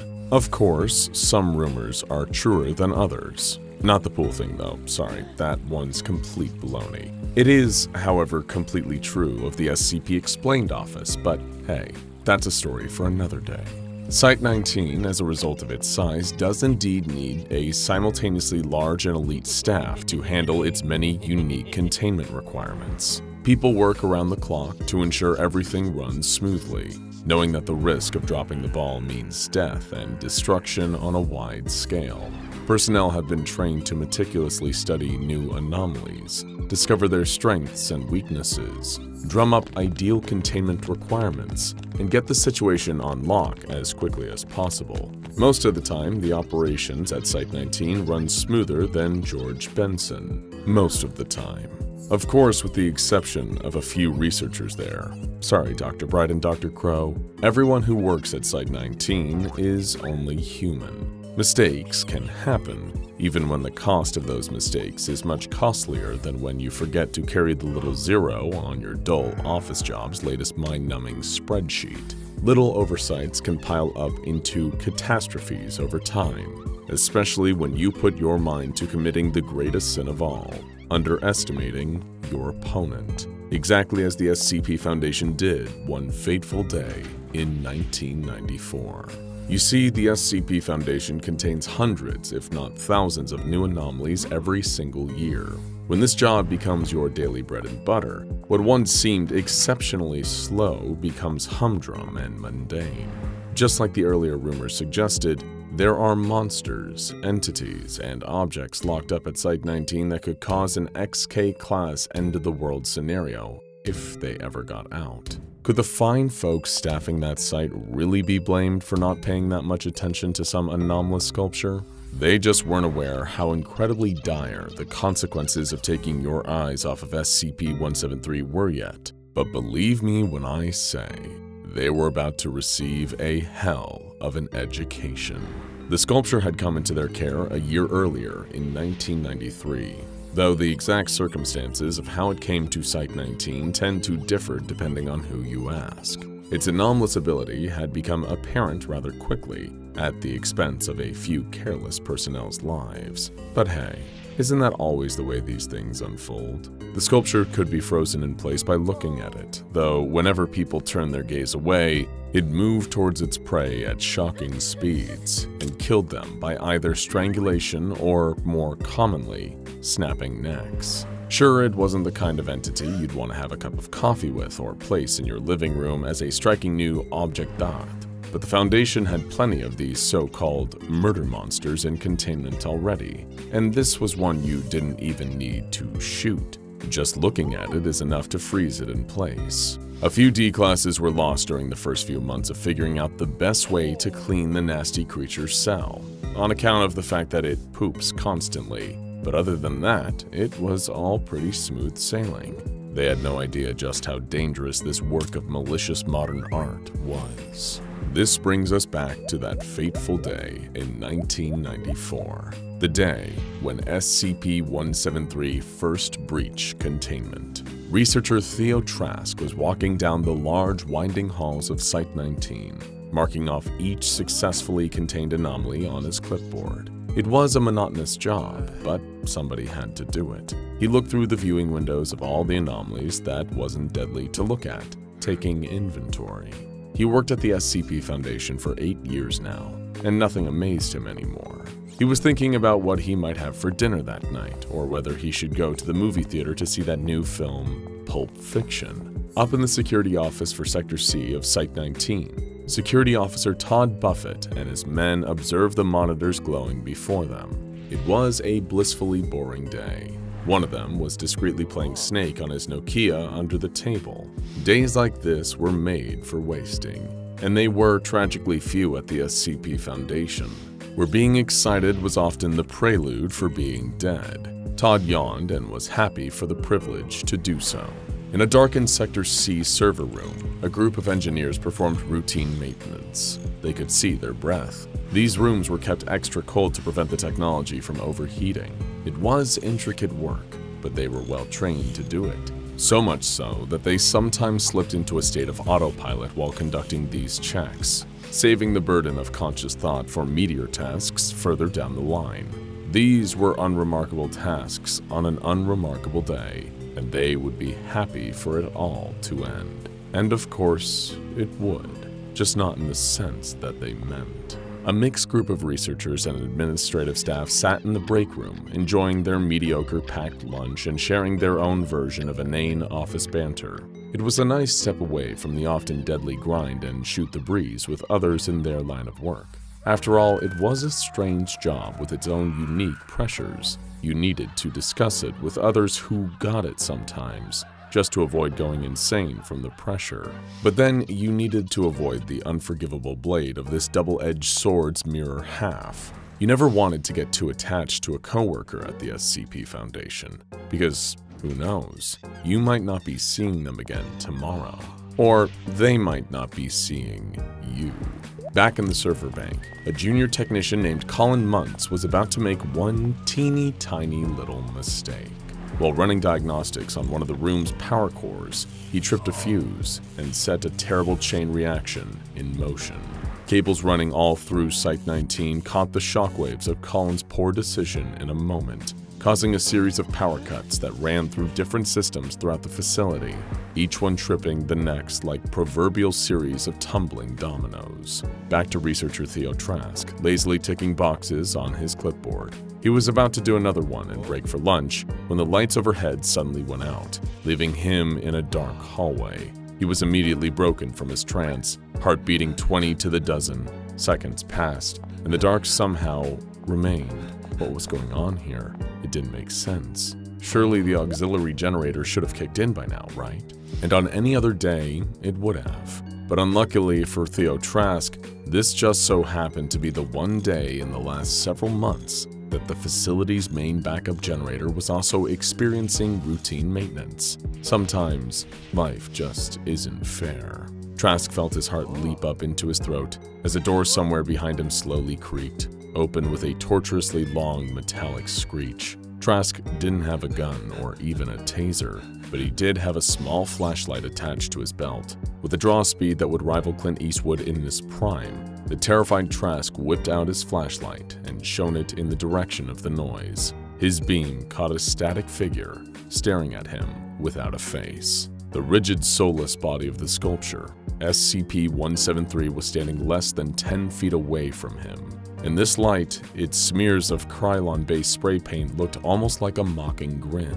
"Your move, researcher," it seemed to say. Trask had broken into a cold sweat. His hand was shaking, but he needed to keep the beam on that monster.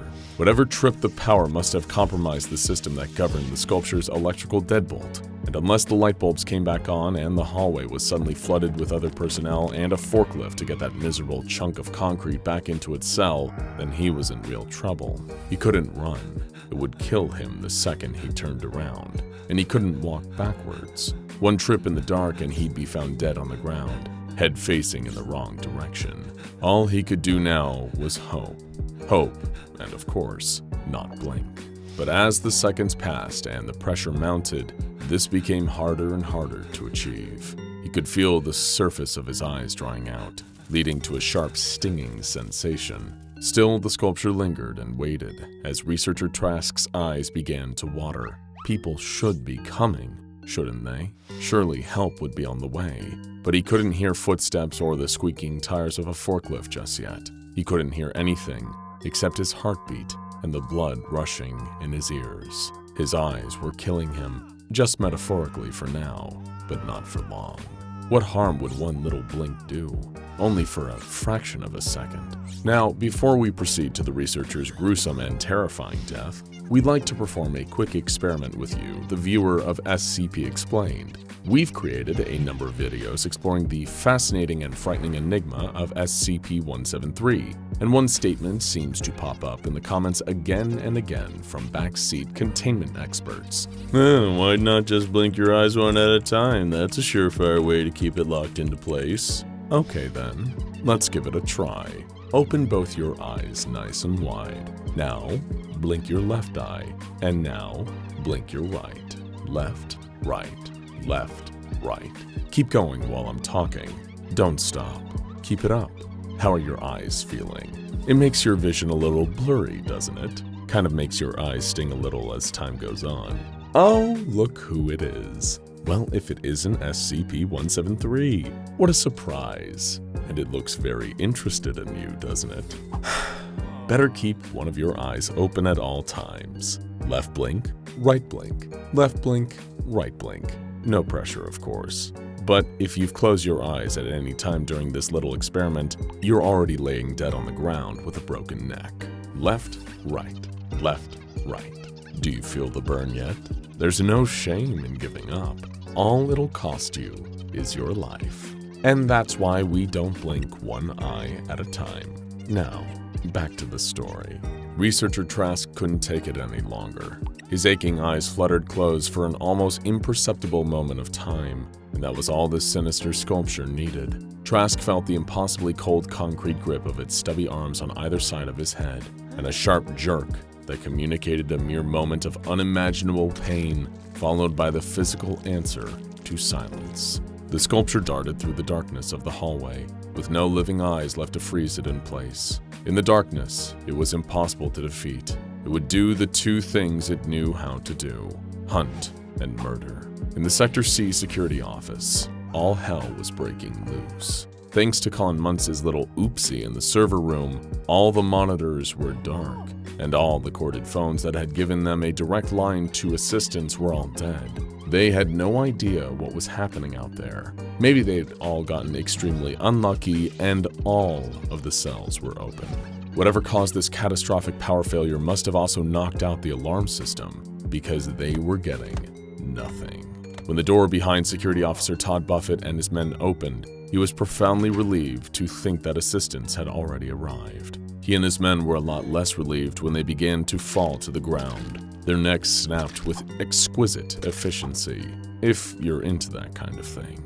That's because the sculpture had found its way into the security office and gave itself more crunch than you'd get from a family-sized bag of Doritos. But with these new victims now little more than dead meat, it was time to move on. Over in the break room, the collection of research and administration staff who were enjoying pleasant chit-chat not long ago were now hidden away in darkness. It was so bleak in there that they couldn't see the cup of ramen steaming inches away from their faces. In moments like this, the usual advice is to stay calm and wait for the situation to be resolved. After all, if you tried to take anything into your own hands, you might fall over and injure yourself. Normally, this is good advice. It's less effective when the thing that wishes you grave injury is actively on its way, and sitting in the dark certainly isn't going to stop it. Elsewhere in the building, the engineering team were scrambling like there was no tomorrow to rectify their mistake. Partially because if SCP-173 got to them before they'd gotten the lights working again, there really would be no tomorrow.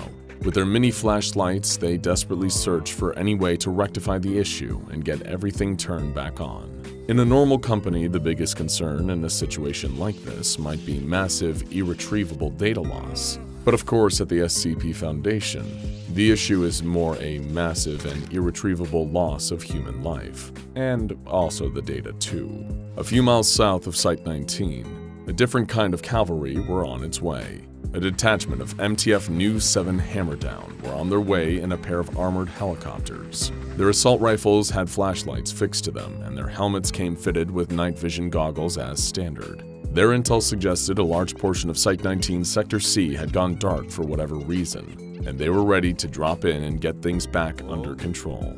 The one question was whether they'd get there in time to save the people in the break room, as the sculpture drew ever closer to their location. Speaking of, the group of research and administration staff were still just sitting around, waiting for the lights to turn back on. One of the more senior researchers in the room, Dr. Sherry Brewis, was a lifelong smoker, and as such, she was fishing around in her purse for her Zippo lighter to shed some light on the situation. Her rummaging was so loud that she could barely even hear the door to the room beginning to creak open. But she heard the first snap, and the awful, animalistic chorus of screams that followed. Crunch, crunch, crunch. As each of her fellow members of Foundation personnel fell, she could feel the thing killing them getting closer. She could almost feel the same icy limbs gripping her skull when she whipped out and lit the Zippo, the flame coming alive in front of her face with a pleasing metallic click. It didn't offer much light, just enough for her to see the monster looming inches away from her face. SCP-173, limbs outstretched and ready. The rest of the room was silent. She knew in that moment she was the only one alive in here now. but she still wasn't the only survivor yet. That all depended on what happened next. The flame danced and the sculpture remained frozen in place, standing so close to her, it wanted her. It wanted to hear her neck crunch. The flames began to dance erratically, and Dr. Brewis felt her heart rate spike. One careless breath, and the light keeping her alive would be gone. But even if she did everything right here, it might not be enough to save her. It didn't even need a second to do what it wanted so badly to do. The light seemed almost to flicker, getting smaller, getting weaker. Dr. Brewis felt tears dribbling down her cheeks. Any second now. Click. The lights above her turned back on. She could have screamed in delirious relief, but that might have also been a scream at the expense of her many dead coworkers littered around the room. Either way, her thoughts were interrupted by a staccato burst of footsteps, followed by the boom of the door being kicked in by a booted foot. The members of Hammer Down were standing in the doorway. She was saved. In the hours that followed, things were righted as best as they could be with so many deaths. The sculpture was returned to containment. The bodies were cleared away. The electrical issues were fixed. Much would continue on as normal after that day. Death, after all, was an occupational hazard for those working at the SCP Foundation, but one thing forever changed. SCP-173 was never underestimated again. Bodies all over the ground, necks twisted, faces contorted in terror. SCP-173, not one, but an army, scatters out through Site-19, massacring researchers one broken neck at a time. Pure chaos. How could this possibly have happened? The strobing of the blood-red emergency lighting was already fear-inducing enough. So was being hidden under one of the tables in the mess hall, trembling as the noise of alarms rang out through the facility. But the thing about the flickering lights scared SCP Foundation researcher Mira Smithy all the more, were the few seconds of darkness that came between each flash of red. If it had been any other containment breach, she probably wouldn't have even noticed. For in those few seconds, when the warning light lit up only to cut out, she couldn't see a thing, and her not being able to see made it easier for them to move around. Mira had lost track of time since the alarms had first sounded to mark the containment breach. She tried to keep count of the minutes, but the drumming of her heartbeat had thrown her off. There was no way of knowing if it had been hours or only a few minutes since everything went wrong. Of course, the SCP Foundation had plenty of procedures and protocols in place to prevent or respond to situations like this. Yet the emergency alarms kept echoing through the corridors, lights plunging the facility into darkness every few seconds, only to break it up with a brief flash of red. It seemed to Mira from her hiding spot that this breach had proven far too much for the Foundation's extensive procedures to counteract. Maybe it was all over already, she thought after a few seconds, or maybe minutes under the table. What if they had gotten bored, tired of slaughtering their way through Foundation personnel and slunk back to their containment chamber? That would have been simpler, far less terrifying than the alternative that came creeping into Mira's head in the form of her next thought. What if she was the only one left alive, the last member of site personnel still breathing, just by some random 100-to-1 chance? And if that was the case, how long would it take for them to find her? How many even were there? A new sound, just detectable below the alarms, broke through her avalanche of anxious questions. Footsteps. The noise of boots clomping against the floor, clearly belonging to a human and not one of them. Cautious as to which way her gaze was directed, Mira poked her head from out beneath the table, glancing around during the few seconds where the red of the emergency lights allowed her to see. The steps were getting closer, and as they did, Researcher Smithy realized something that made her fearful for her fellow survivor. They were running away, and there was no way they could do that while also looking back at what was coming after them. Over here, she hissed in a hushed tone at the sight of a pair of legs crossing a nearby corridor. Their thick, standard-issue military boots seemed to match those worn by the Foundation's security personnel. The officer passed by, only to stop and tiptoe closer to the mess hall, having heard Mira's whispered call. With the red lights blinking, it looked like every other step the security officer took had been edited out, like they were teleporting closer in the dark. Watching intently from her hiding place, it reminded Mira sickeningly of the things she was hiding from, how they moved, and the worrying fact that she couldn't see one following the security officer. "Hello? Hello?" called a man's voice as he entered the mess hall. "Under the table," Mira whispered. "If we hide, we can still see them, but they can't see us." "Hiding?" he replied. "No, we need something that can revert these things back to the original. It was so much easier to handle when there was just one of them. Look, let's make a break for it. I'm gonna grab SCP-3108 and get the lights back on.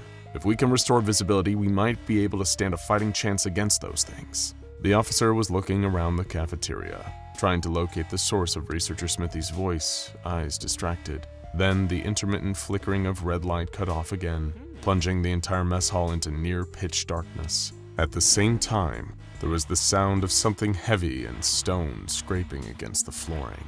It turned Mira's stomach, and she immediately covered her mouth. She had no idea if they could hear her breathing. Could a creature of stone even detect sound at all? While the lights were down and the security guard's back was turned, a pair of sculptures, built from concrete and rebar, traces of spray paint over their stone skin, appeared behind the officer at impossible speed. There was a sickening crunch, followed by the sound of something dropping to the floor of the mess hall. As the emergency lights flicked back on, Mira could see them. The 2 copies of SCP-173 standing still next to the table she was under, bathed in red light. This nightmare had all begun as an otherwise ordinary Friday for the SCP Foundation. Only a few hours earlier, Mira had been brainstorming her latest pitch for a series of experiments involving SCP-914. Otherwise known as the Clockworks, SCP-914 was a large machine comprised of various cogs, gyros, and gears of unknown origin. Its function, however, had long been documented and was of great interest to the Foundation. Any object placed within SCP-914's input booth could be transformed, destroyed, or improved depending on the Clockworks' setting. Rough would disintegrate the subject, Coarse would dismantle it to its base components, and 1-to-1 would merely replace the object with a similar, almost identical one.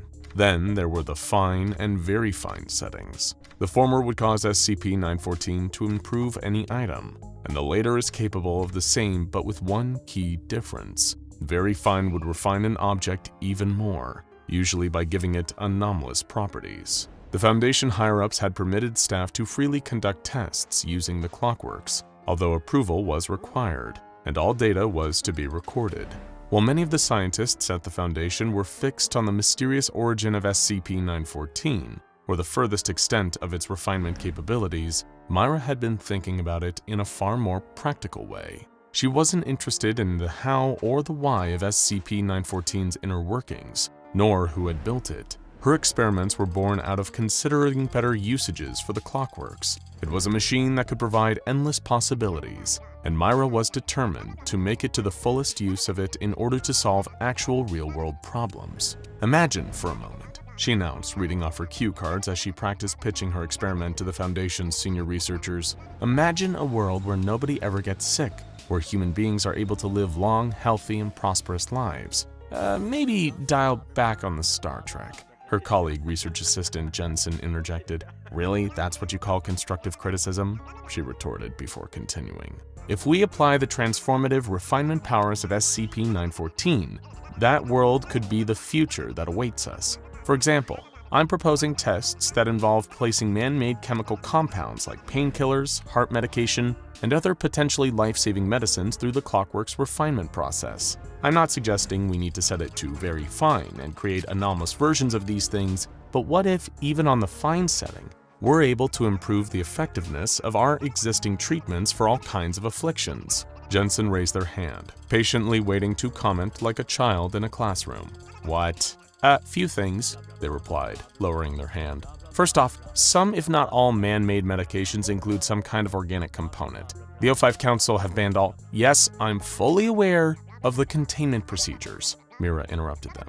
"That's exactly why I'm trying to convince the Council, or hell, just even Dr. Bright, to let me step around. I genuinely believe we could be doing so much more with SCP-914, and I need them to see that." "Look, I'm not here to rain on your parade, Smithy, her assistant reassured. I'm only bringing up concerns that anyone will have about this proposal. You talked about wanting to improve our existing medical treatments, which is noble, don't get me wrong, but have you considered the wider effect that might have? If you make everyone on Earth more resistant or even immune to everything, then diseases are going to evolve. What if we end up with a form of superbacteria resistant to all forms of medication, even if that medicine's been refined in SCP-914? Trying to save the world might just bring about its end. I've thought about that, but if the Council starts allowing for biological testing again, then the solution is obvious. We use the clockworks to eradicate whatever germs or diseases are able to develop after improving treatment options, Myra explained, then adding, besides, that can't be any more dangerous than what we've been using SCP-914 for. I mean, enhancing other SCPs, that's a recipe for disaster.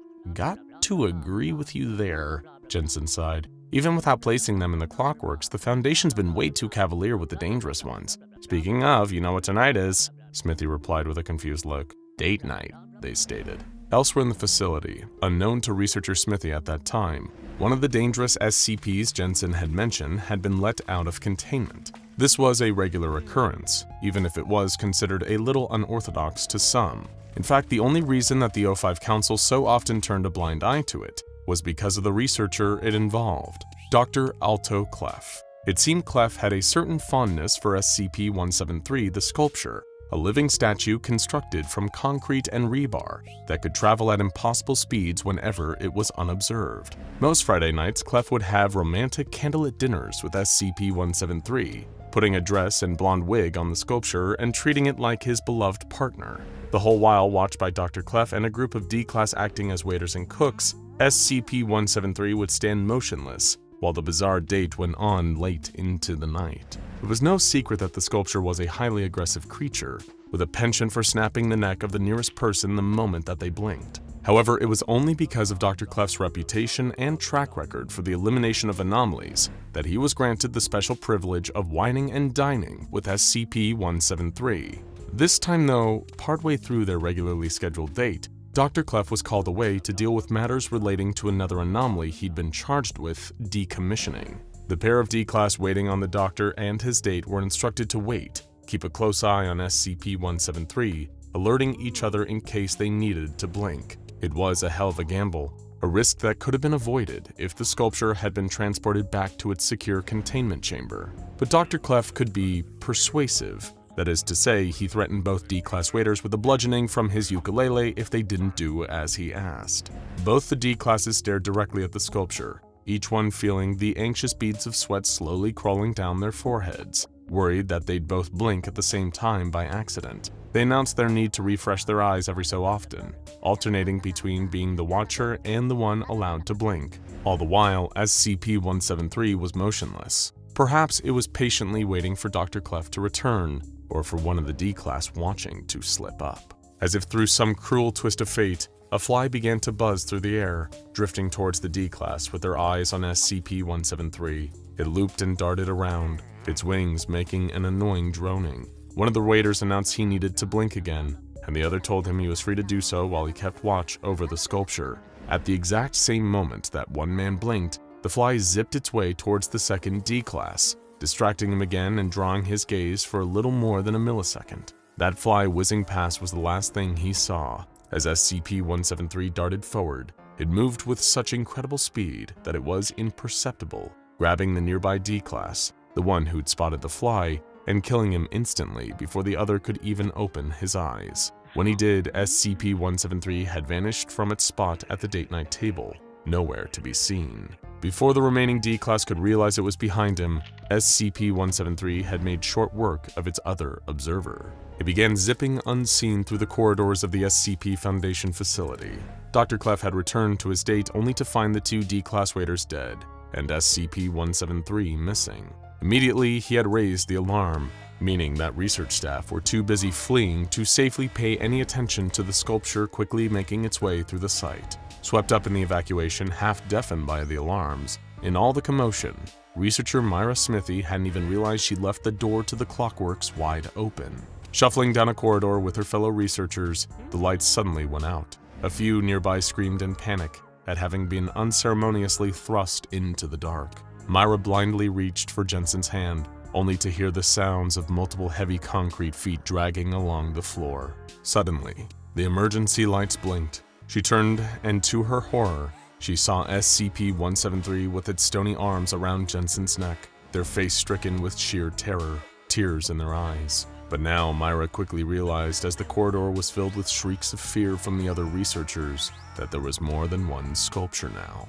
Myra barely managed to escape with her life in all the confusion, crawling out of the low-lit corridor on her hands and knees, while the multiple new SCP-173 instances slaughtered anyone that couldn't see them. Since then, she had been hiding, hearing the scraping steps of the sculptures traveling around the facility unobserved. They had attacked the fuse boxes first, as if in a calculated tactical move, take out the lights, and suddenly everyone found it much harder to see them. Even through the fear, it was hard for Myra not to blame herself for all the chaos. She couldn't remember whether she'd left the door to SCP-914 open or not, but it hadn't taken her long to figure out that the clockworks had something to do with this madness. Somehow SCP-173 had made its way there, had been able to operate the machinery while the Foundation staff were distracted by their own evacuation. Presumably, with SCP-914 set to very fine, the sculpture had been transformed into its ultimate refined form, or multiple forms, it seemed. There was a veritable horde of SCP-173s running amok through the facility. It made sense, Myra reasoned, in some twisted, cruel, anomalous way. The sculpture had only ever been a danger when unobserved. The second anyone took their eyes off of it, so much as blinked, it would strike. How does a machine like SCP-914 improve upon that? Easy. It gives the sculpture the power to replicate itself. Anyone can look at multiple things at once, of course, but nobody can look at everything simultaneously. Even if someone was watching a pair or 3 SCP-173s, one more could easily slip up behind them for the kill. Still hidden under the table, Myra's eyes were locked on the pair of sculptures in the mess hall, the body of the security officer out of focus in her peripheral vision. She dared not look away, frozen in sheer fear that the second she blinked, they would lift up the table and find her. She had been so overwhelmed, so paralyzed with her terror, that she had forgotten about the lights. As the emergency lighting flickered again, the sculptures both moved, shifting across the mess hall as the room went dark, only to stop in place the second Myra could see them again. They hadn't gotten closer. In fact, both looked to be leaving. The only thing keeping them here was her. She was watching them, and it had frozen them in place. Their greatest strength, the imperceptible movement and speed of SCP-173, was offset by an indisputable weakness of their anomalous biology. They couldn't stop someone from looking at them, and couldn't stop themselves becoming still, solid concrete when they were being watched. Mulling over her options, Myra decided to follow through with the plan from the fallen security guard, to retrieve SCP-3108 and try to undo what the clockworks had done. Slowly, she slipped out from under the table, keeping both eyes on the pair of sculptures, keeping them lashed to one spot as she gradually backed out of the mess hall. The lights went out and plunged the area into darkness again, and researcher Smithy could hear the heavy concrete scraping of the two sculptures looking for her as she blindly made her way through the facility. She managed to evade the roaming stone creatures, resisting her natural instinct to hide and looking directly at any she encountered on the way, making sure to stay out of their view. If she saw them, she'd freeze them. If they saw her, they'd chase her. Eventually, fishing SCP-3108 out of a containment box, Myra held the weapon in her hand. It was a heavily modified Nerf gun, which she loaded a foam dart into and pulled the plastic slide back. The creatively named Nerfing gun had almost the opposite effect of SCP-914. Instead of improving something, SCP-3108 turned whatever was shot with it into an inferior equivalent object, something worse than itself. It just might work. Drawing the gun as she heard the sound of scraping concrete getting nearer and nearer, Myra turned the corner, coming face to face with one of the sculptures. She held the gun high, closing the gap between them, making sure she didn't miss, but wary she needed to fire before the lights blinked off again. She squeezed the plastic trigger, sending the foam dart shooting out of the barrel of the Nerfing gun. The flimsy projectile collided with the SCP-173 instance, bouncing off its head and landing on the floor. For a split second, the lights dimmed again, then came back on. Myra's heart had lurched in her chest, only to see that the sculpture hadn't moved at all.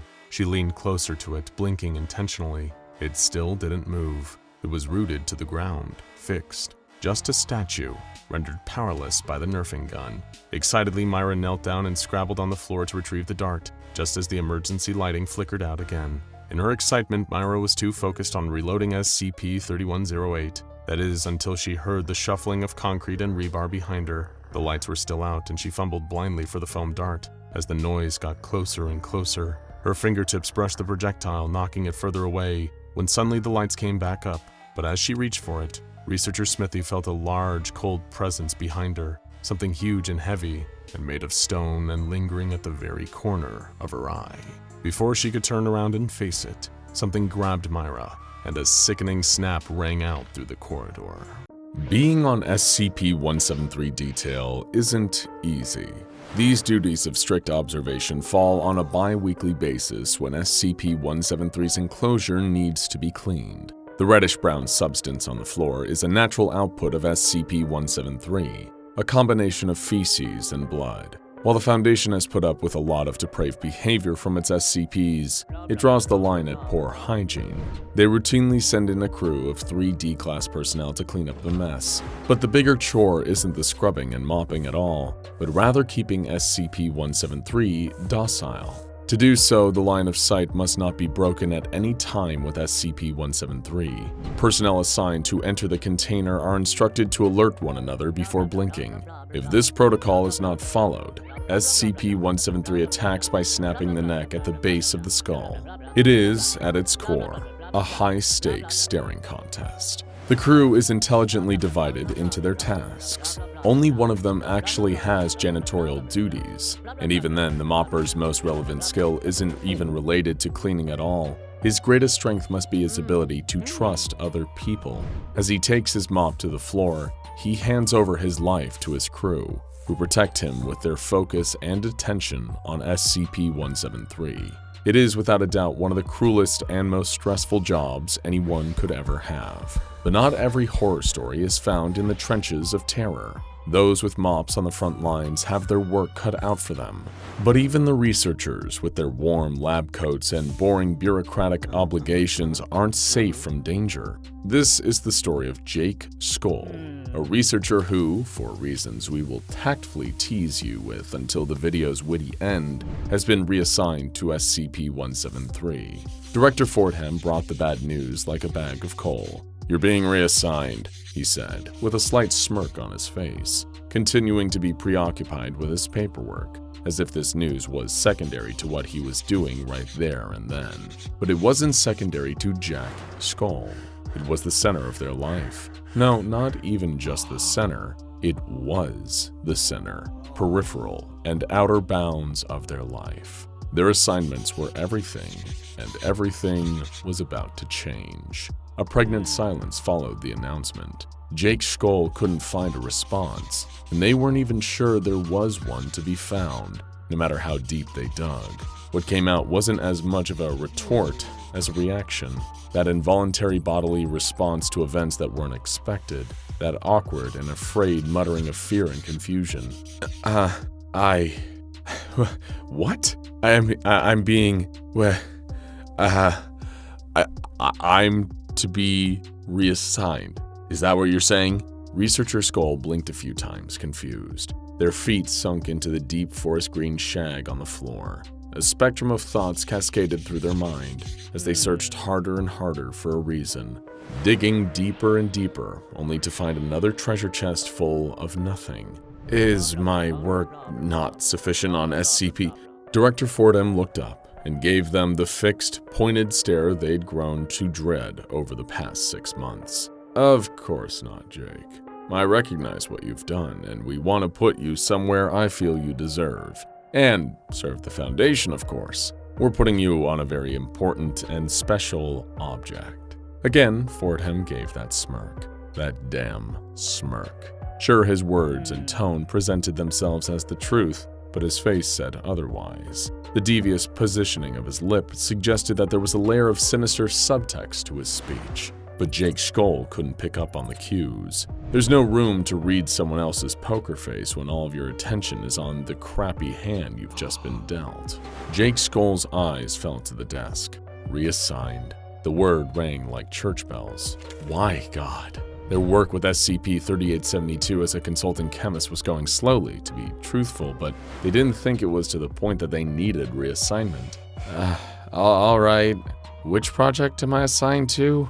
The time between the question and the answer was the longest of Jake's life. The uncertainty felt like an eternity. Fordham tapped a few symbols accessing Skull's profile and added an entry in their security clearance. He hastily swiped away all the other files listed and turned back to face Skull. You have access to it now. Please get on the first plane to Site 19. Your dormitory contents are already packed up.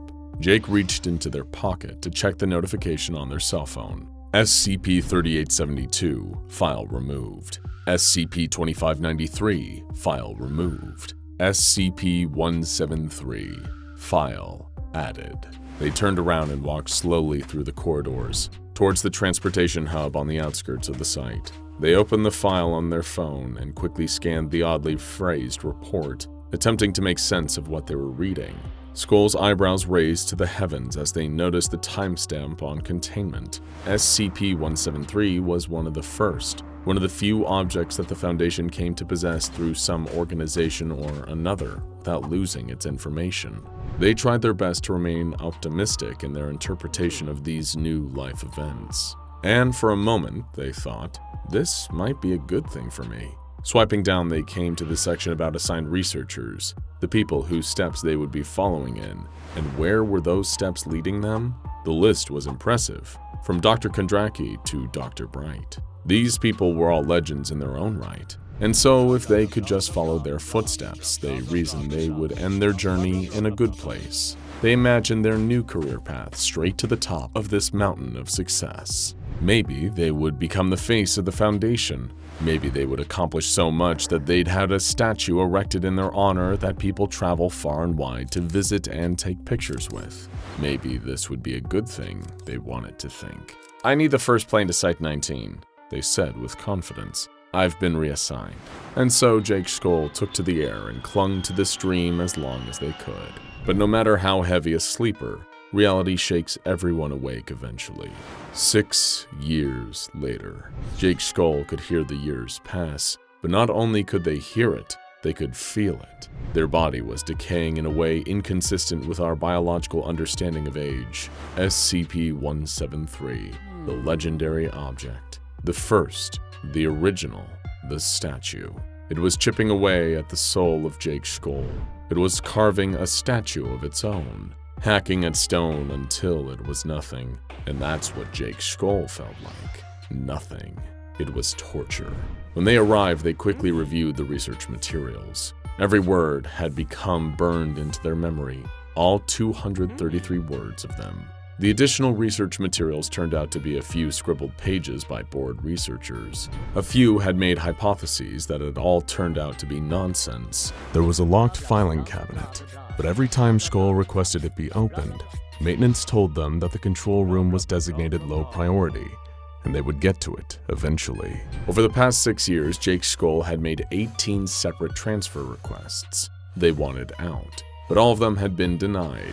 It was as if they were in high school again, asking dates to prom and getting hit with no thank yous, feeling none of the politeness backed into their syntax, understanding only the brutal reality of the phrase, no. They were stuck here, technically a level 3 staff now, but without any rights to view or work on any other objects. They were given a promotion, but it withheld all the perks and benefits that come with it. They were stuck in a loop of pats on the back. People extended them their hand, but it was always with an empty palm, giving them nothing to hold on to but a gesture. They were assigned a staff of 4, 3 D-class, all of which were older men, and a lazy level 2 security officer who slouched in his office chair, meeting the bare minimum requirements to be considered a living human being. The D-class were all quite docile. They came in once a week, mopped the floor, mumbled "clear" to each other, and left. They lived within this exact structure. No new days became an unspoken motto. These recurring 24 hours passed slowly. If there were no clocks to prove the passing of time, they would have every reason to believe it had frozen over. But occasionally, ever so occasionally, the day would deviate just slightly. They'd hear something, a scrape, and the sounds of movement. Jake would flip open the observation ports on the double concrete lock and examine SCP-173, but Jake could take offense to such language. Examining might be the wrong word. More accurately, they would just look at it, because there was nothing to examine. There was nothing to observe. SCP-173 was already understood. Michael Jordan doesn't take a microscope to the ball every time he plans to dribble. He knows every detail of it by heart. His fingertips know the grooves. His hand-eye coordination knows how to control it. His right arm's built-in apt for physics knows exactly how much force to put into each shot and at what trajectory to aim. We are told to learn something new every day. But the truth is, there comes a day when the learning stops, when we know all that we will ever know. And this felt true to Jake. They understood SCP-173. There was nothing more for them to see. It was just concrete, rebar, and some spray paint. That was it. And that was all that it would ever be. There was nothing to find, nothing to determine, nothing for the researcher to research. Their job was done, but they kept having to work it. Their identity no longer fit, but they kept having to put it on each and every morning. When Jake first got there, they collected samples of the concrete, some of the rebar, some spray paint. They were determined to find something worthy of research. After 4 weeks, they'd gotten sick of getting no replies from admin, and they cracked the locks on the filing cabinet, finding the research notes of all the previous researchers. All of the legendary doctor's notes turned out to be doodles and random to-do lists which had nothing to do with the object. After 6 weeks, they gave up on taking samples. After 8 weeks, they brought a Game Boy. After 10, they started bringing in anything they could to pass the time. A yo-yo, a collection of short stories, a packet of hot sauce they felt bad throwing away, a piece of string to cut off circulation to their index finger for no other reason than to make sure they were still a human relying on blood. Oh yes, Jake Skull was bored. So very bored. They thought if anyone could bring the phrase bored to death to fruition, it would be them.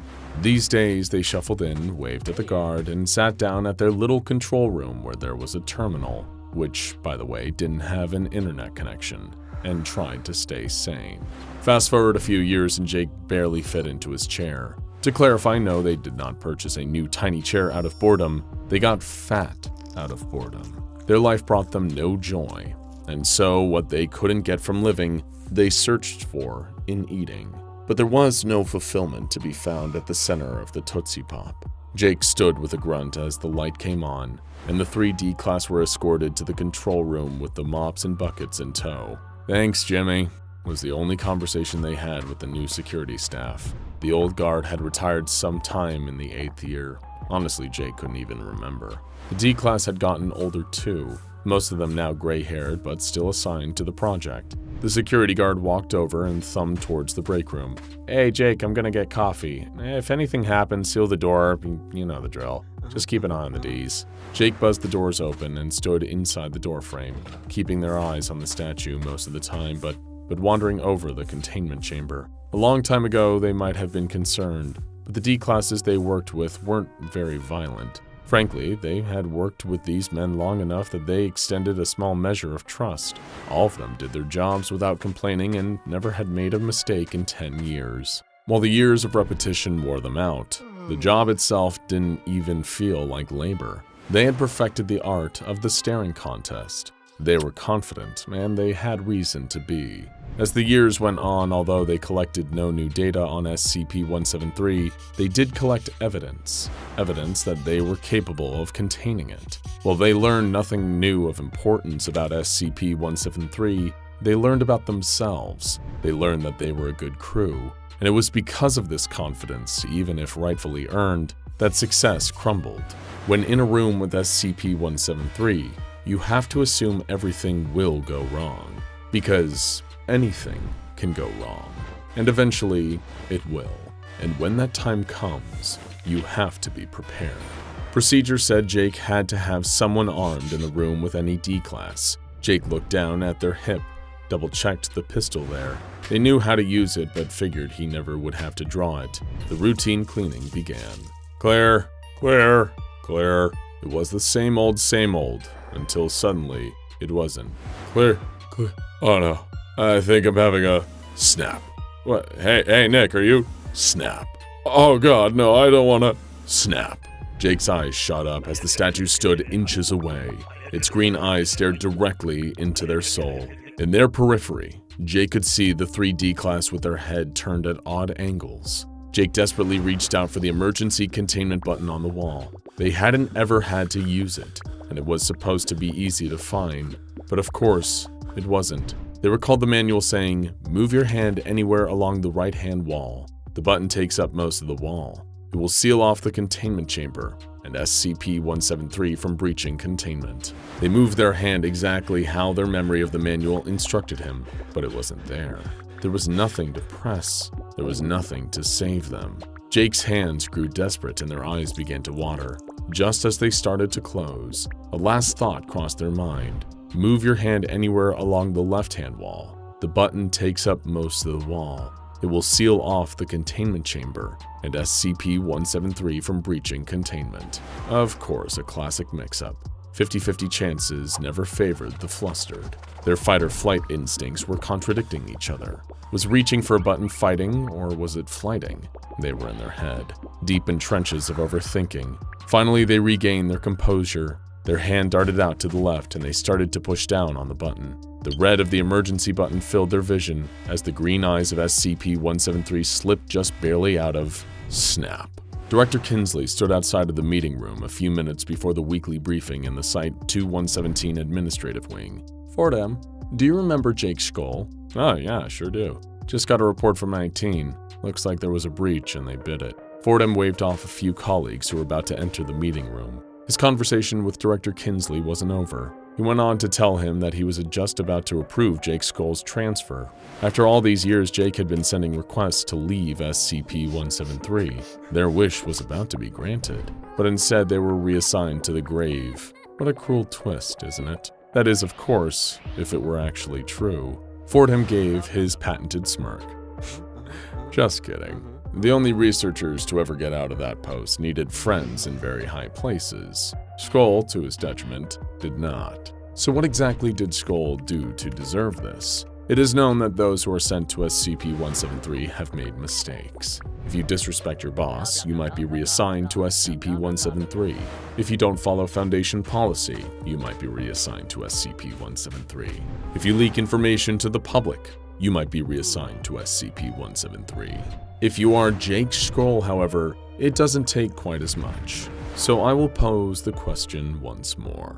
What horrible thing could Jake have done?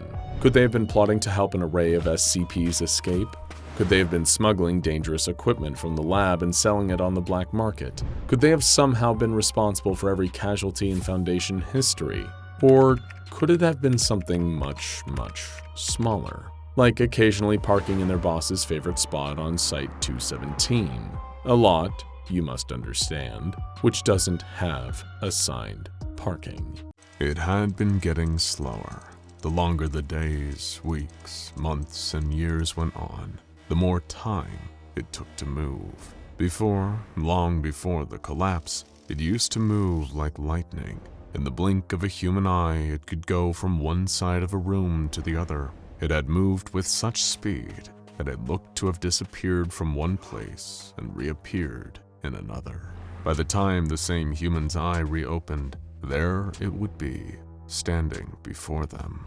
And as they realized that they had to strain to keep their eyes open and stare at it, it would wait until they inevitably had to blink again. That was when it would strike. But now its movements were getting sluggish. It had been able to move around of its own volition for some time after the collapse, unobserved and thus free for the first time in a long while. Yet now it was succumbing to the one thing it couldn't move faster than, the one thing that makes dust of all things, time.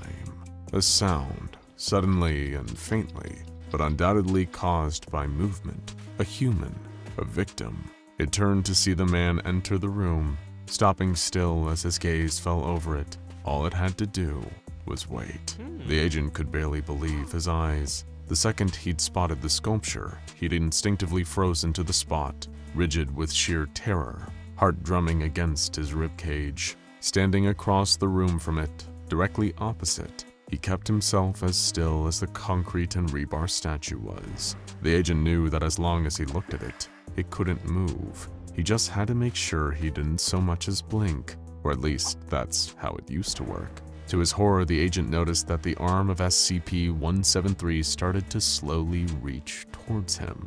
But how? How had the sculpture, an anomaly once capable of moving only while unobserved, found a way to suddenly start reaching for this agent? Well, for a start, that has something to do with the particular Foundation operative who was looking at SCP-173, and technically wasn't at the same time. Let us start at the beginning. You see, some time ago, a former field agent working at the SCP Foundation suffered quite an unprecedented accident. Let's call him Daryl, a seemingly average man in his 30s, well, as average as someone working for the Foundation can be.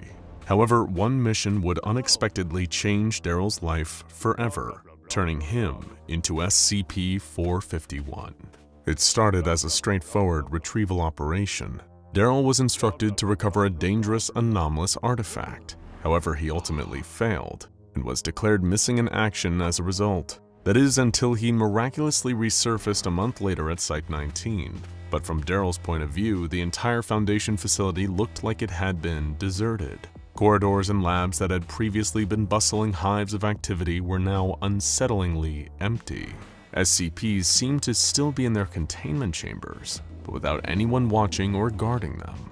As far as SCP-451 knew, he was the only man still alive on Earth. Some anomalous influence had left him with a unique affliction, a permanently altered perception.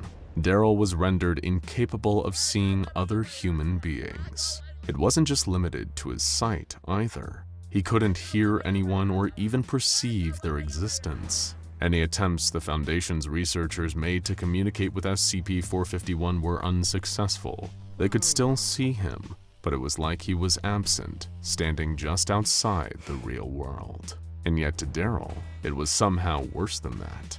Given the lack of people around him, being unable to see, hear, or interact with anyone, SCP-451 quickly adopted the belief that by interacting with the anomalous artifact, he had single-handedly wiped out the entire human race. While this wasn't true, he had no way of knowing that everyone else was still alive. He just couldn't perceive them. The guilt instilled in Daryl weighed heavily on the agent's conscience. He spent a lot of time wandering the corridors of Site-19, overwhelmed by his apparent isolation, convinced he'd single-handedly caused the extinction of the human race. But what does SCP-451 have to do with SCP-173?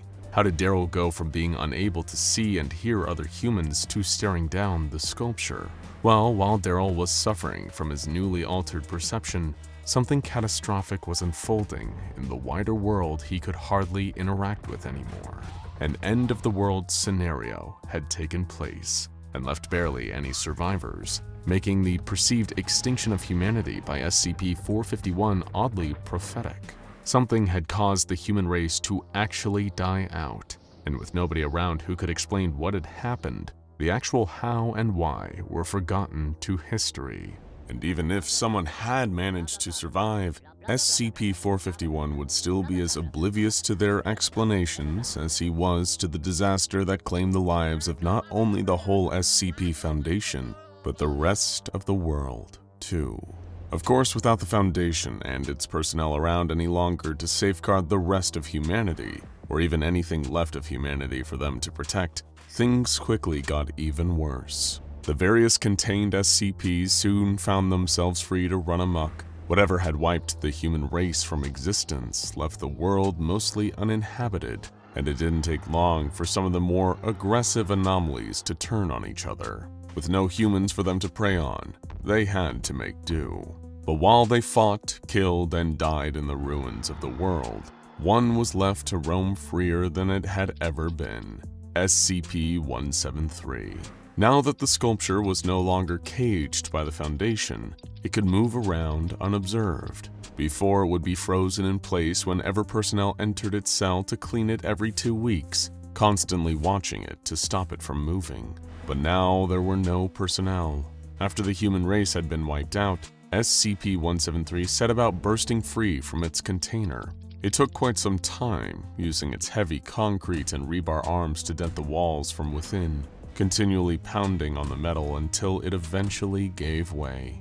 Bursting free, SCP-173 found itself in a world with hardly anyone around to look at it, and that meant it could go anywhere it wanted, do anything it pleased, so long as none of the other surviving SCPs came across it. That did happen from time to time, of course. Any of the more humanoid anomalies that were capable of sight would sometimes stumble upon the sculpture, but they had to blink sometime, and when they did, SCP-173 would effortlessly zip over to where they stood and break their necks. Exercising its newfound freedom, SCP-173 moved unnoticed to the office of Dr. Alto Clef, the infamously unhinged Foundation researcher, weapons fanatic, and specialist in decommissioning SCPs. Clef, like the rest of the human race, was nowhere to be found when the sculpture burst into his office. If it had the capacity for emotions, maybe it felt angered, even cheated to find that Clef was gone.